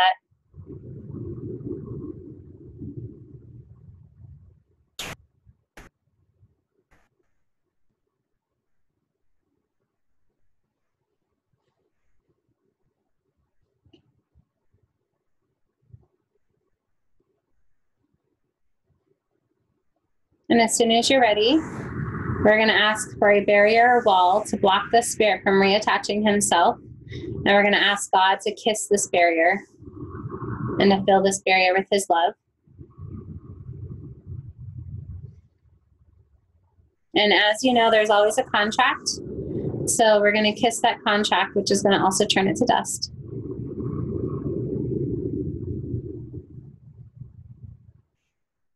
And we're going to cut that cording. So we detach all remaining cords and we cut the cords of the living sword and we release and remove these cords. So when we do certain steps like this, you guys, it's best to see it. Then if you just say it, that's fine, but it's best to close your eyes and see it.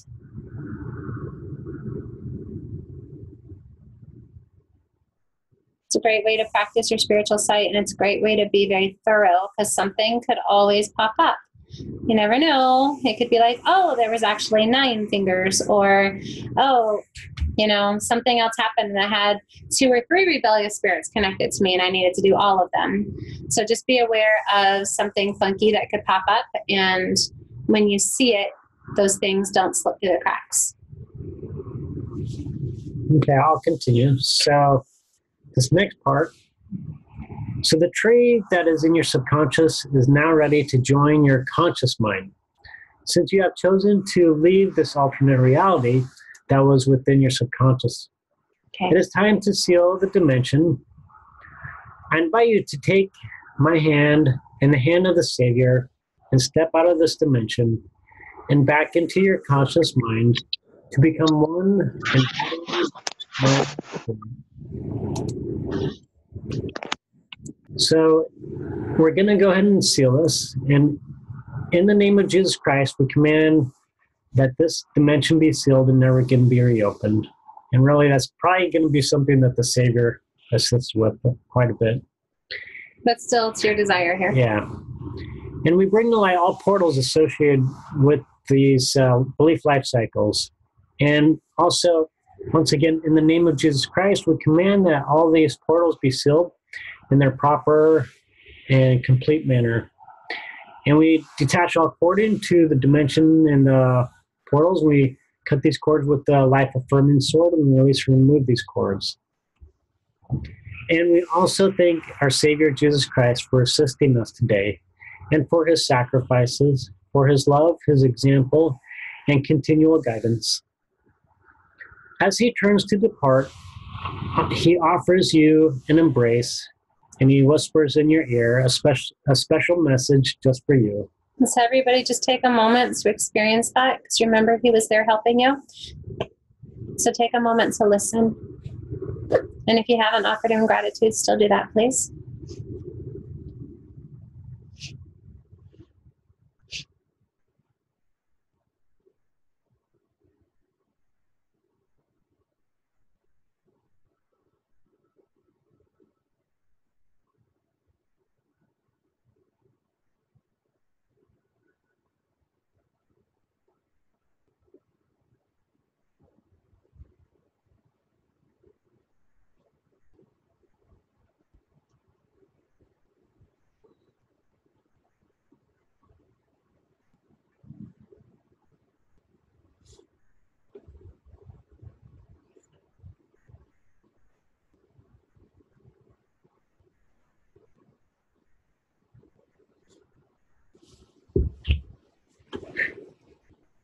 Okay.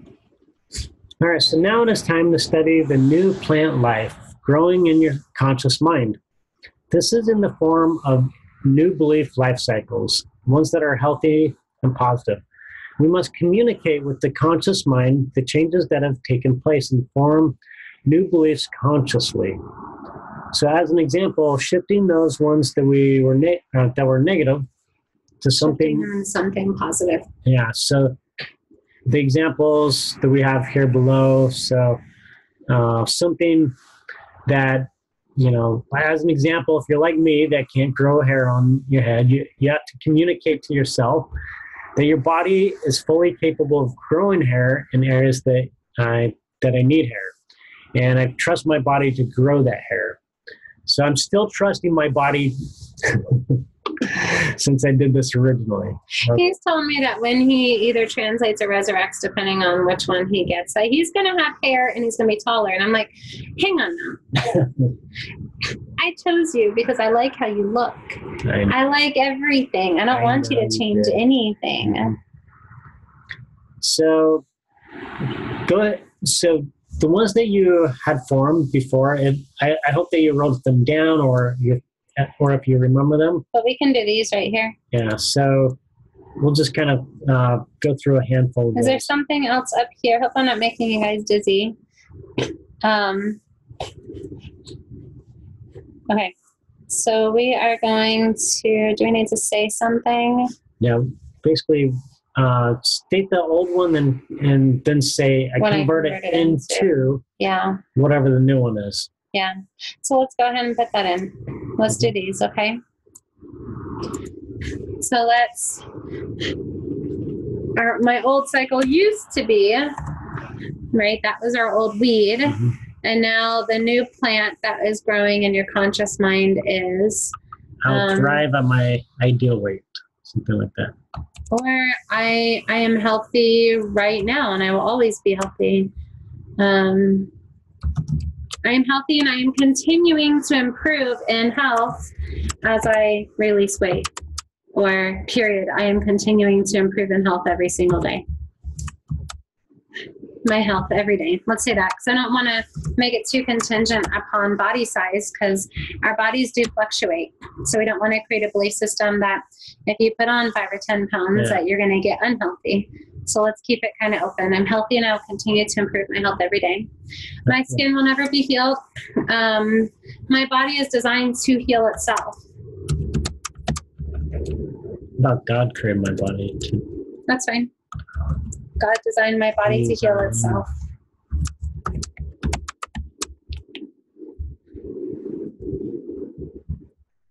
Okay.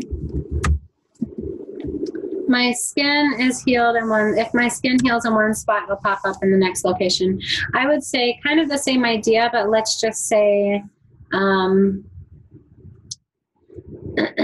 my external world reflects my internal world.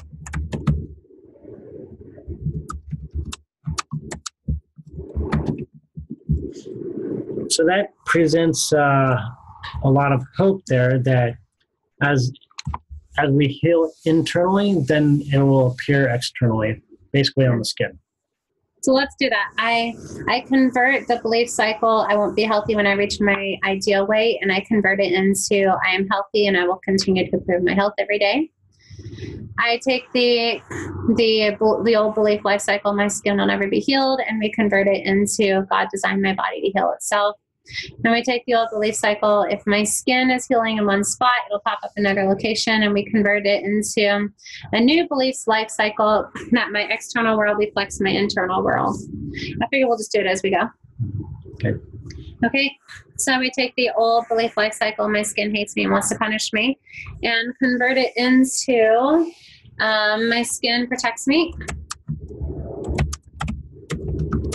And lets me know that there is a problem. Right, my skin protects me, and symptoms alert me that something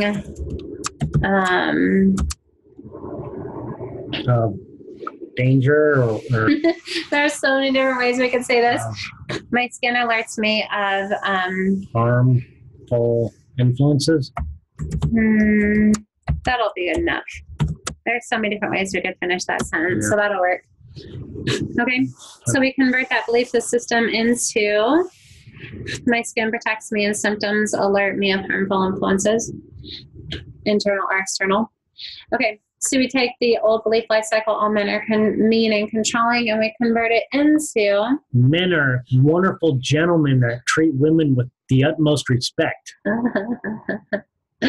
How about we could say some men, okay? I don't want to say not all men because that's going to give us a negative and it's going to confuse the mind. So let's say some, okay? How about more like men are in this life together with me and we're all learning? Yeah. My brothers and sisters, my brothers and sisters are also being tested in this life and experiencing challenges and acting out on their trauma triggers.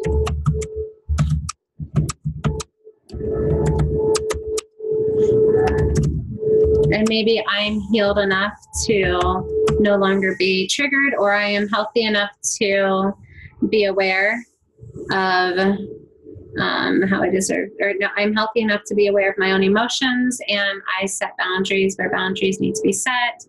There's a lot that I would put in that one. Whatever comes to your mind. Okay. Okay, so if we take our old belief life cycle that marriage restricts freedom and we convert it into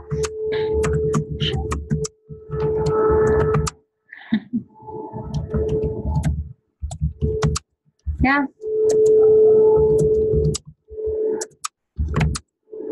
Or we can learn to become, and become just like our Heavenly Father. Because Heavenly Father is married, right? If Heavenly Father is married to Heavenly Mother and they are our teachers, then obviously it is possible to have marriage that, creates an amazing future. I think that that's going to have to be something that is probably going to be different per person. Marriage presents, so we convert it into marriage presents awesome experiences where we can build each other up and experience love that grows. Okay, so women or men are impossible to please. Okay, so we take that old belief cycle and we convert it into, because remember, we're doing this for our conscious mind, conscious and subconscious mind, really. So kind of we're doing, so we pulled the weed in the subconscious mind, but we need to then convert it in the conscious mind.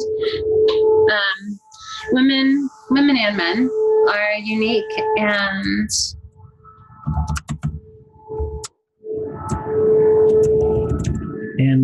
what's that kind of phrase, like variety of life, kind of well, the whole idea that women are impossible to please is kind of a frustrating statement because first of all, it means that you're always seeking to make somebody else happy when we should all be living our life and being the best version of ourselves.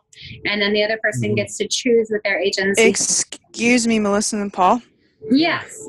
There is a vacuum noise in the background of, I don't know which person it is, but it's really loud and really distracting. Yeah. Sorry, it's the tornado sirens here.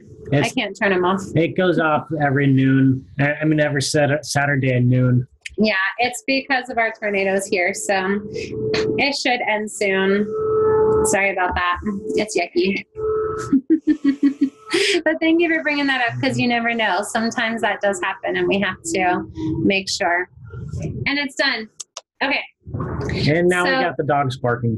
Yeah, they howl for a little while after the sirens stop. So women and men are unique, and I offer them agency to be themselves. And I take responsibility for my own emotions.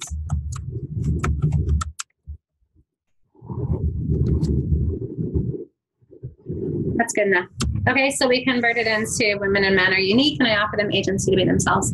So we take our old belief cycle that there's never enough time in the day, and we convert it into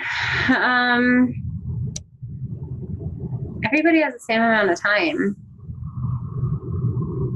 We all have the same amount of time. It has everything to do with what we do with our time. Like if I complain I don't have enough time in the day, if I stop looking at my cell phone, I could probably gain about 2 hours each day.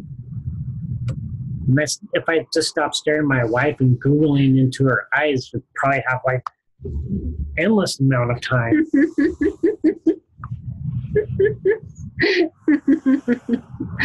Oh my goodness. So time is really just a measurement tool.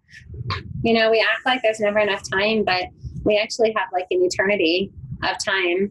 It's us who puts too much into our schedule. So maybe we could cut back. If we don't think we have enough time, I have the freedom to cut back. I was talking to somebody this week and she was saying she was so exhausted because her baby keeps her up all night. And I'm like, let's change the way we say that. And she was so cute because she was like, I've been practicing it for the whole week and it's been amazing. My husband loves me saying it this way now. And so instead of saying my baby keeps me up all night, she's now saying, I chose to wake up with my child and spend time with her when she was struggling to sleep. Or recognizing that, like the first thing that we said was, you don't have to get up with her. You can ignore her all night while she cries. Like you are the one that chooses to get up and be with her. So when you recognize, okay, my child is the one that is struggling to sleep and I chose to go in there and be with her and comfort her and try to assist her in going back to sleep, it helps you to shift the focus that you really do have a choice, as opposed to that victim mindset of, I couldn't sleep because my child kept me up all night. Does that make sense, you guys? So it's like shifting your focus where there's never enough time in the day, that nobody's taking time away from you. Everybody has the same amount of time. It's just a measurement tool. And it's kind of like the same as money. Money is just an exchange tool. It's what you make it. You know, some people have very expensive homes and very expensive bills, and so they need a lot more money. Some people live on $1 a day and they live in like a mud hut in another country and they barely have anything to eat. And we complain that we need thousands more each month. And so it's what you make it. It's what you choose. Like I keep on thinking, if we don't have enough money, we could always get a tiny house, but we do have a bunch of kids. So I should probably recognize that my kids would kill each other if we all lived in a tiny little 1-bedroom, 200 square foot house. If you live in a mud hut, then your family tends to stay outside. Yeah. But the problem is the kids would probably just, you don't know what would happen. So in other words, when it comes to money, we could look at it as, I choose to have this size of house. I choose to upkeep it. And I choose to, to pay these bills. And if you don't like the bills that you have, you can be like, I can downsize. We would be just as happy in a 3-bedroom or a 2-bedroom house and share the space and have less bills and less responsibilities and less to clean. Whenever it's like, I have to always have to clean, it's like finding where that agency is where you can make changes. Like if you really are unhappy with what you're experiencing, you're not a tree, you can move. Yeah. Right? But we just did ourselves as a tree, which is kind of ironic. Unfortunately, in our society today, if you let your kid go to the park unsupervised, it's considered child endangerment. So, he complains that it's not like when he grew up back in the 40s. Yeah. So you can't just have a little tiny He's only 40. There is never enough time in the day, and we convert it into my life is not a race. I choose to live in the present and enjoy each moment. I think it's funny though, because my kids say he's a grandpa, and I'm like, he's actually only 2 years older than your dad. He's not a grandpa. Okay. So I can never get enough sleep, and let's go ahead and we convert I can never get enough sleep into. So if you guys are noticing, we're taking the same thing and we're shifting our perspective. Okay. So you can look at anything and find a way to shift your perspective to make it more godly, to make it like, how about the belief life cycle? People are, hang on, don't write this down. People are going to accuse me, punish me, and they are going to crucify me. Okay? And we could turn it into, I have the opportunity to resurrect and offer the atonement to everybody. Right? So I personally would be like, everybody's going to persecute me and they're going to be all mad at me and then they're going to kill me. And oh my goodness, I'm freaking out. But God looks at it. I mean, he definitely said, Father, please remove this cup. But at the same time, he did it with so much love. I think that his belief was much more along the lines of, I have the opportunity to bring love and forgiveness and the atonement and resurrection to these people in a way that nobody else can. And it's just a shift of that perspective, seeing it in a more godly manner. So I can never get enough sleep. Okay, if I'm awake, it'll give me more time to serve. Okay, he thinks he's funny. He doesn't mean that. He might trigger some women that have had men that are really demanding at nighttime. Okay, how about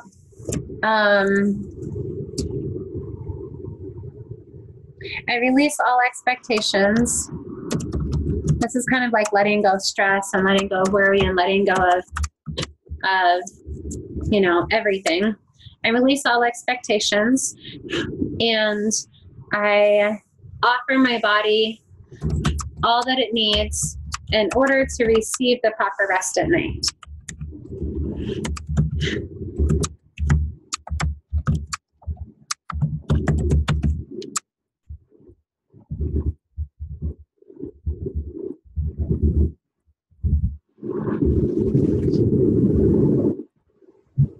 Okay, so we take the old cycle.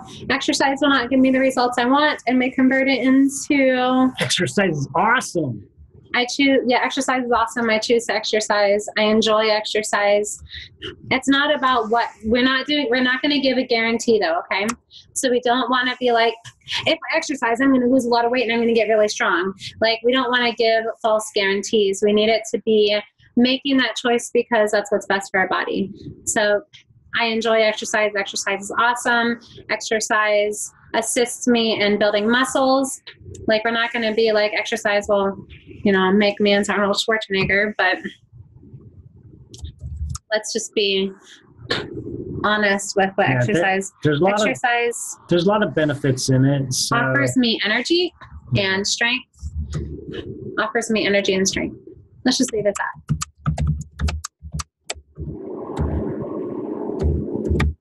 Okay. So we take the old life cycle, no one will want to love me and my children, and we convert it into, be the goddess you are designed to become and be worthy of the righteous man you seek.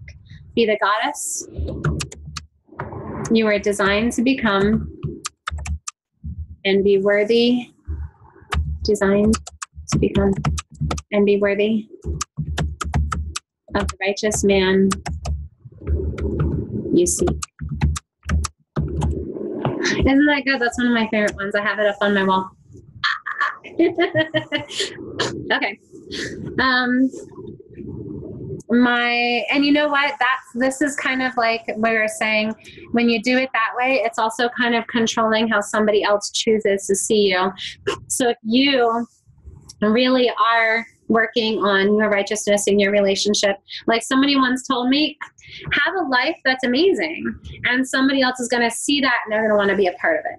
But if you have a life that's kind of a mess and really difficult, the good guys are going to be repulsed. The bad guys are going to be attracted because they know they can take advantage. So definitely be the best version of yourself, and the right kind of man will be attracted to that. Okay, my job is too hard and I can't meet the demands required. So how about I enjoy work and I do my best? Let's go with something other than I enjoy my work. Okay.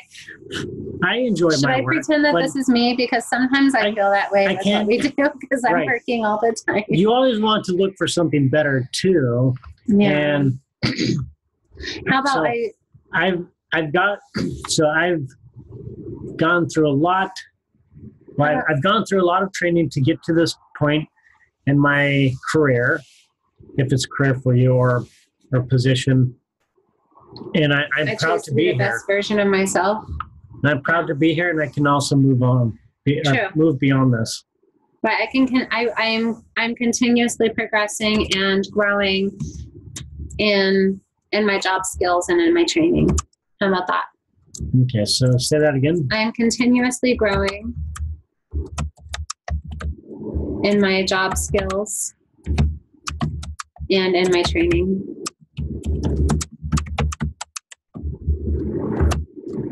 Okay. So you can add to that. I think there's always a lot that you could.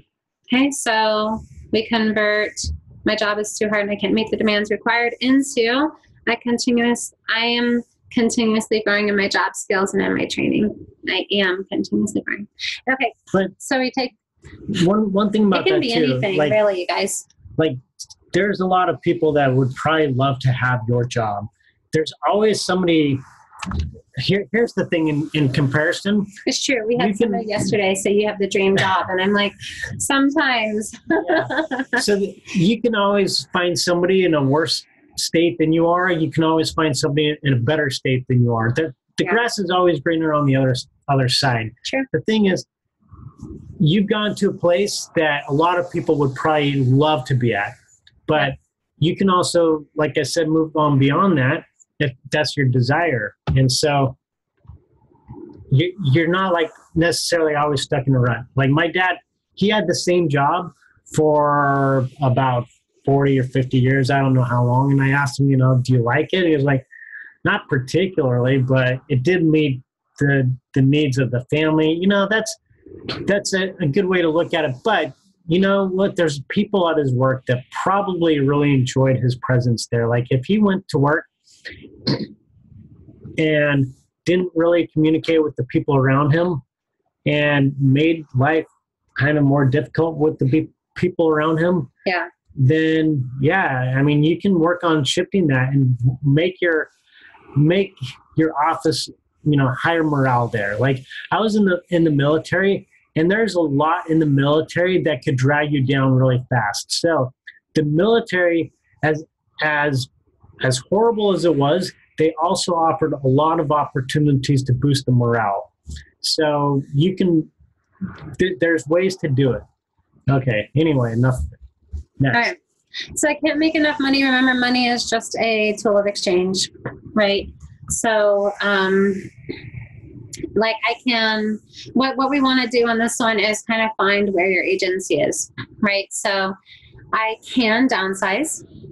I choose to, when it's a fair trade, which is something that we focus on, is trying to find a way to make it a fair trade so that it's fair to us and fair to you.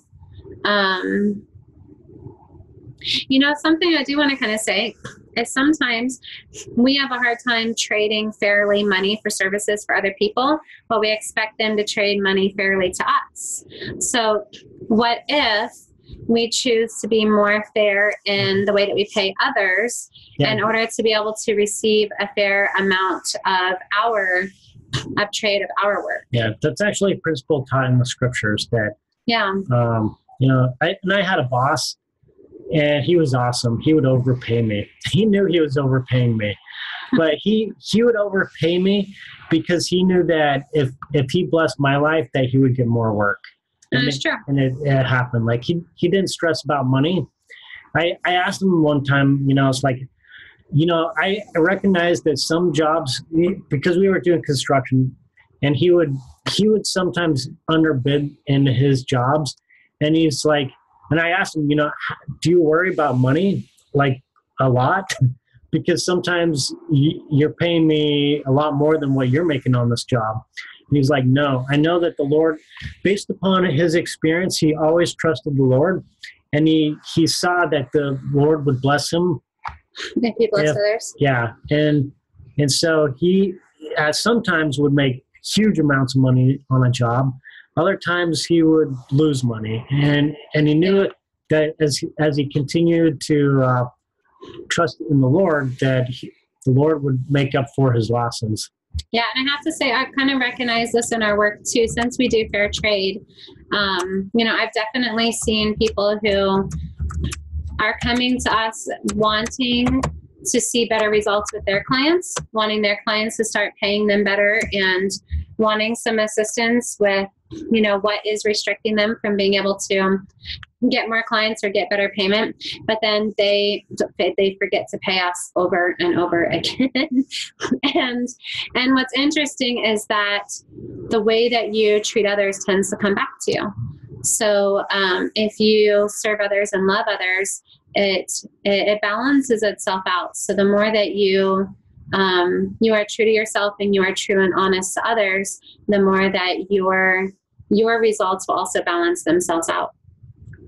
And so that's something that we do. We just still continue being true to others, and we trust that God will balance it out. And we offer the people who, either continuously forget or something else, that we offer them that love and compassion, knowing that God is working his miracles in his way, on his time.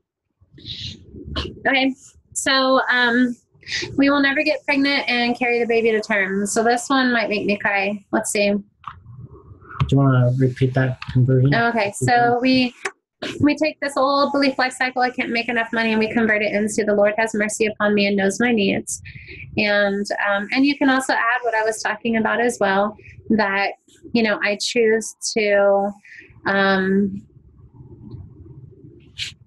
how do you say this? I choose to still produce the same effort and the same work, and I still choose to be true to myself and to service, and I believe that I will be offered that fair trade in return, or I choose to offer fair trade amount of money to other people in order to be able to receive that same blessing in return. So there's kind of like the angle of putting forth the appropriate amount of effort and work to be able to receive that result, and treating others the way that you would like to be treated financially. Okay.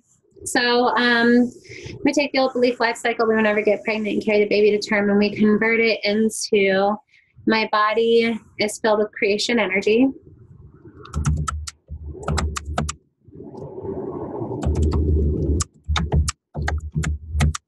And my physical body is designed to multiply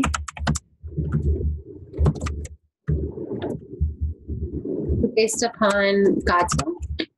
Because it's not my will. If the baby's carried to term, that's God's will. So I have to put my faith in God's will.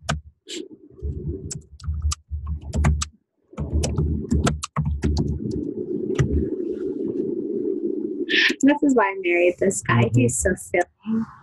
That's why he married too. That's why he married me too. Mm-hmm. I'll tell you guys that story at the end. Okay, so we convert that belief cycle into my body is full of creation energy. My physical body is designed to multiply like bunnies based upon God's will. Okay, so we'll do the last one. We'll take this old belief cycle. People will mock me when I say the wrong thing. And I hope that even though we're doing a lot and it might be getting kind of boring for you, I hope that this is like helping you guys to see how we can shift every single perspective and teach our minds how to see things differently. Yeah. And we're going to have to keep this up. Like I notice all the time that I'm doing this anytime I'm either interacting with my children or interacting with Paul or interacting with food, that I have to work on myself constantly. Let me say this again. I really like this saying that I saw a few months back. It says it has like a room full of people, and a guy is standing up front, and it says, "Who wants change?" And everybody raises their hand. And then he asks the question, "Who wants to change?"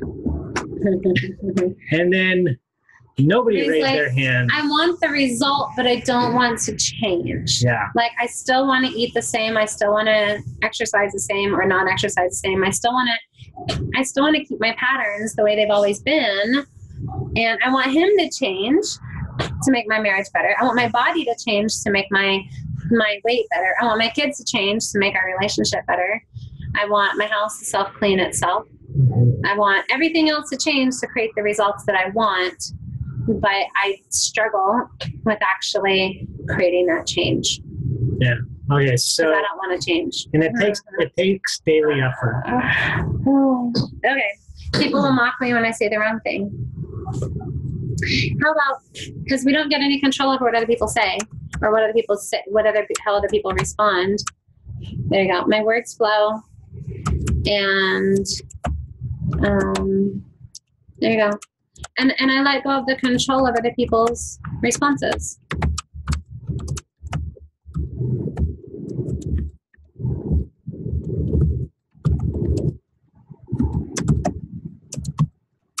reactions or response. Yep. Okay, so we convert this belief cycle into my words flow fluently to my mouth, and I let go of other people's reactions, or I let go of that control or those expectations that I place upon other people. Okay, and or I choose to love them no matter what they say to me. Ooh, I like that. I choose to love others no matter what they say or what they do. That's a hard one, isn't it? To love other people no matter what they say, what they do, and how they treat you. I choose to love others no matter what they choose to say or do.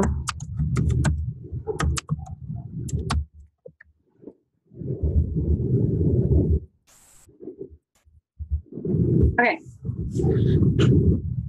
So I'm going to make this small, move it out of the way. Okay. So we've already worked on converting all of those. And you can absolutely, if you're doing this again in the future, if you're doing this with somebody else, get as creative as you need to get. Is there anything else here? Oh, we sure do. Okay, so now we need to train the body to process the new programming. Okay, so I communicate with my mind that... and body.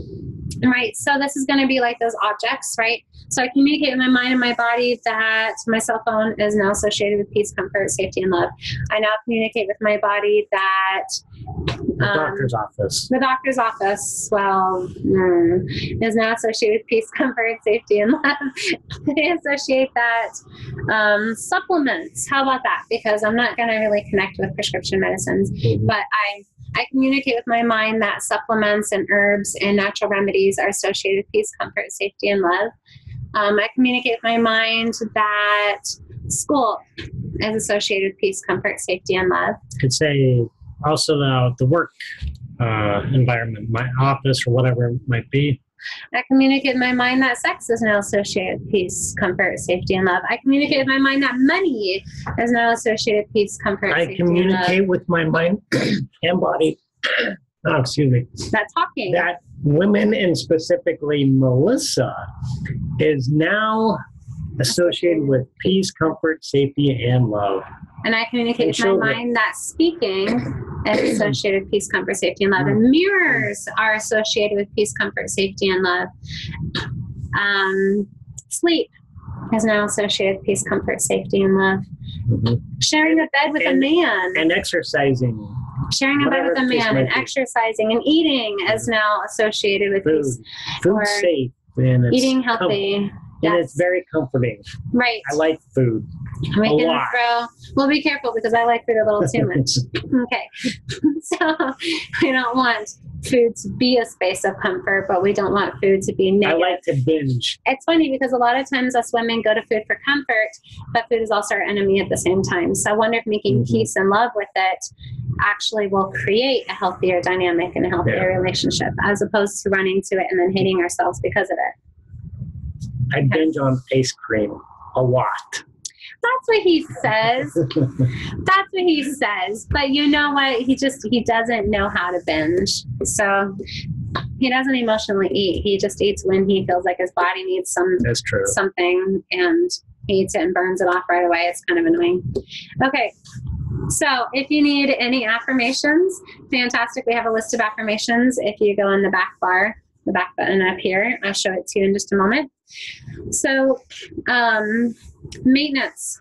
Okay. If something pops into your mind and you're just kind of like, see, it's proof. I'm all alone and I'm always going to be rejected, or I'm never going to get pregnant. See, it's proof because I'm not pregnant again, or I'm never going to lose weight. See, it's been months and months and months and I'm still not losing the weight. So come here and start asking some of these questions. This thing that's going over and over in your mind, is it true or does it just feel true? Is it true that you will always be rejected, or does it just feel true? Is it true that you're never going to lose weight, or does it just feel true? Is it really true that you're never going to get pregnant, or does it just feel true? Okay. You can ask yourself, what is my potential? What can I accomplish that I'm not accomplishing? Like, what can I do differently? You know, if I'm really trying to get a certain result and I'm not, how can I change that? What can I do differently to create a different result? What is getting in my way of succeeding? You know, if I'm trying to create something here and it's just not happening, what is getting in my way? And why do I believe this? why do I believe that I'll never get pregnant? Or why do I believe that I will never lose weight? Or why do I believe I will always be bald? Or why do I believe that I will never be good enough? So what happened in my life to create this belief? And this, you can go to festering wounds, or that's what that's in our conflict resolution part 2. And so what happened in my life to create this belief, and is that serving me? Okay. And when people say, is that serving me? What that really means is just a life coaching term that I kind of have a love-hate relationship with. I'm not sure if I like that terminology or not. But the idea is it really producing the results that I want? Is it really benefiting me? Is it really, bringing love and light and positive results in my life? Or is it creating negativity? Is it really bringing me what I want it to bring me in my life?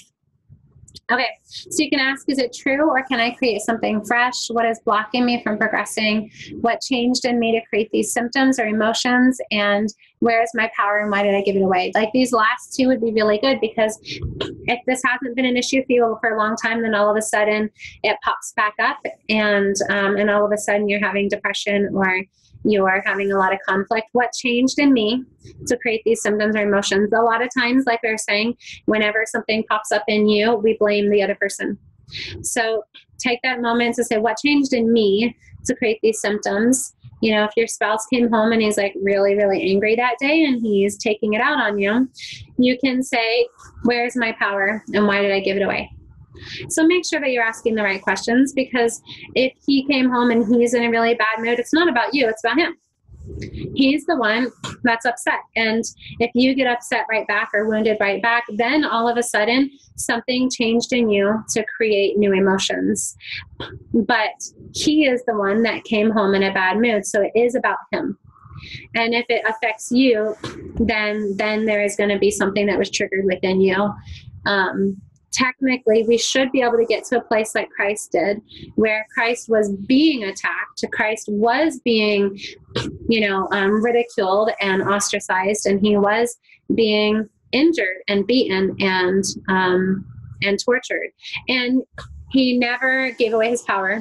He never chose to get defensive and to get frustrated and to feel bad about himself. He always chose to remember who he was, and to remember that these people were acting out on something that was injured within them. And that's why he was able to pray for them to be forgiven. And so that's a goal. That's a goal, is that when somebody in your life comes and starts attacking you, that we can automatically remember that it's about something that's within them, that they're the ones that are wounded and hurting, that it's really not about you. Okay. So weeds in the mind are finicky. They can grow at any moment. So be aware of your thoughts and what it is creating. If it is creating a contract, if it's creating a dark energy, if you have a control energy, just be aware. As the more and more that you're doing this work, the more and more you're going to be able to be aware. At the very beginning, it's kind of chaos, and it's cluttered, and it's messy, and it's hard to be aware. But once you've done a lot of cleanup and a lot of work, it's pretty easy to start being aware, because as something happens, you're going to be like, okay, I'm really hurting right now. What is it right now? Is it a belief life cycle? Is it a trigger? Is it a festering wound? Is it a control energy? Is something in my space? Which direction can I go? Because your body is designed to try and protect itself and heal itself, and you always want to feel better. So if what you really want is to feel better, then instead of turning to food, or instead of turning to conflict or blaming somebody else because you want them to make you feel better, let's instead do the personal development work and recognize what you can do, because it's all about emotions.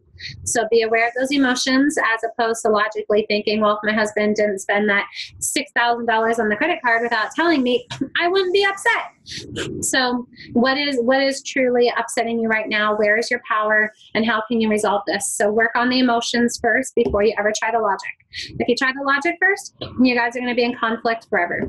Work on the emotions. Always work on the emotions. Tapping, fantastic, you guys. If you do not tap when you're upset, you're missing out on the best solution ever. Tapping, festering wounds, conflict resolution steps, trauma steps. Go to the specific treatments, or go to the the self-sabotage steps, and just keep working on yourself. And I promise you, you are going to feel such a shift. Now, what it looks like in your life, I can't promise, but I can promise you will feel something change and it will feel good. But it's your choice as to what you're doing and how much effort you put into it and what the results are that you choose. Because it's like, I can't fill up your lamp with oil, only you can do that. So what exactly are you doing to take care of yourself and to become more Christ-like and to become more filled with pure light and love, and to be able to get to the point where you are living the higher law? That is going to be your journey and your lamp that you're filling with oil. We are just giving you different steps that can help you to get there a little bit easier. Okay? And I don't like the whole, like, life coaches kind of pushing you. So we make sure that we use the lessons that they teach in a less pushy way, in a more Christ-like way. So that is something that we try to do when working with you. So down here, this can kind of help you with some examples if you're looking for more examples. But just kind of focus on what your purpose is in life and focus on the fact that Christ taught us. How could you look at your life a little bit differently in Christ's eyes? And I don't think there's anything else in there. Yep. So let me just go back a little bit and just kind of show you. In the self-sabotage program, we have the affirmations section here. And so if you need any affirmations to help you to believe these new cycles, because we need to kind of prove it to your mind, you can go through these affirmations, but there's also some steps in the self-sabotage. There's 100 in here. Okay, guys. So you can go through and really start working on, seeing these results. So if your mind sees it, your mind is going to have a much better possibility of creating those results. If you can't see it, and all you see is a negative, like all I see is him not returning home because he's actually dead in the back of an ambulance somewhere, and I can actually see him coming home alive, it's really going to influence how I respond. I have to really work on seeing the results, not just saying those results. So as you do these affirmations, it's going to help you. As you shift these beliefs that we were doing here, one thing that you can do is you can tap in the new. Okay? You could take out the negative. Actually, what I would do is I would do a scratch out. Where's the scratch out? Here we go. Right? You could literally go through and you could get really clear on that one. And you can tap it in. I am healthy and I will continue to improve my health every day. God designed my body to heal itself. My external world reflects my internal world. My skin protects my body, and symptoms alert me of harmful influences. My brothers and sisters are all in this world together as we are learning to overcome challenges. Anyhow, go through anything that you need to go through and tap it in, because that'll help the body to respond hormonally with the results that you're actually looking for. Go through and visualize it, actually see it happening. So if what you're wanting, Angela, is for your skin to clear up, close your eyes and see yourself with healthy, clear skin. You need to prove to your mind that it's possible, and you need to actually work on believing it and having faith that it's possible. And so by removing those contracts and those yucky cycles and that rebellious spirit and everything, it's definitely going to be able to help you to succeed. But you need to be able to see it, and you need to work on reinforcing that new belief system, whether it's through affirmations or whether it's through the new cycle that we just did and tapping it in as often as you feel like you need to. Okay? All right. So we're going to wrap that up as the belief life cycles, and we're going to stop the recording, but I would like to stay on a little bit longer for any questions. There was one thing that I was saying I wanted to say at the end. Oh, there's just like a cute little romance story, but I think I might just keep that for like the people that are on live, because I don't want to bore everybody with a super long video.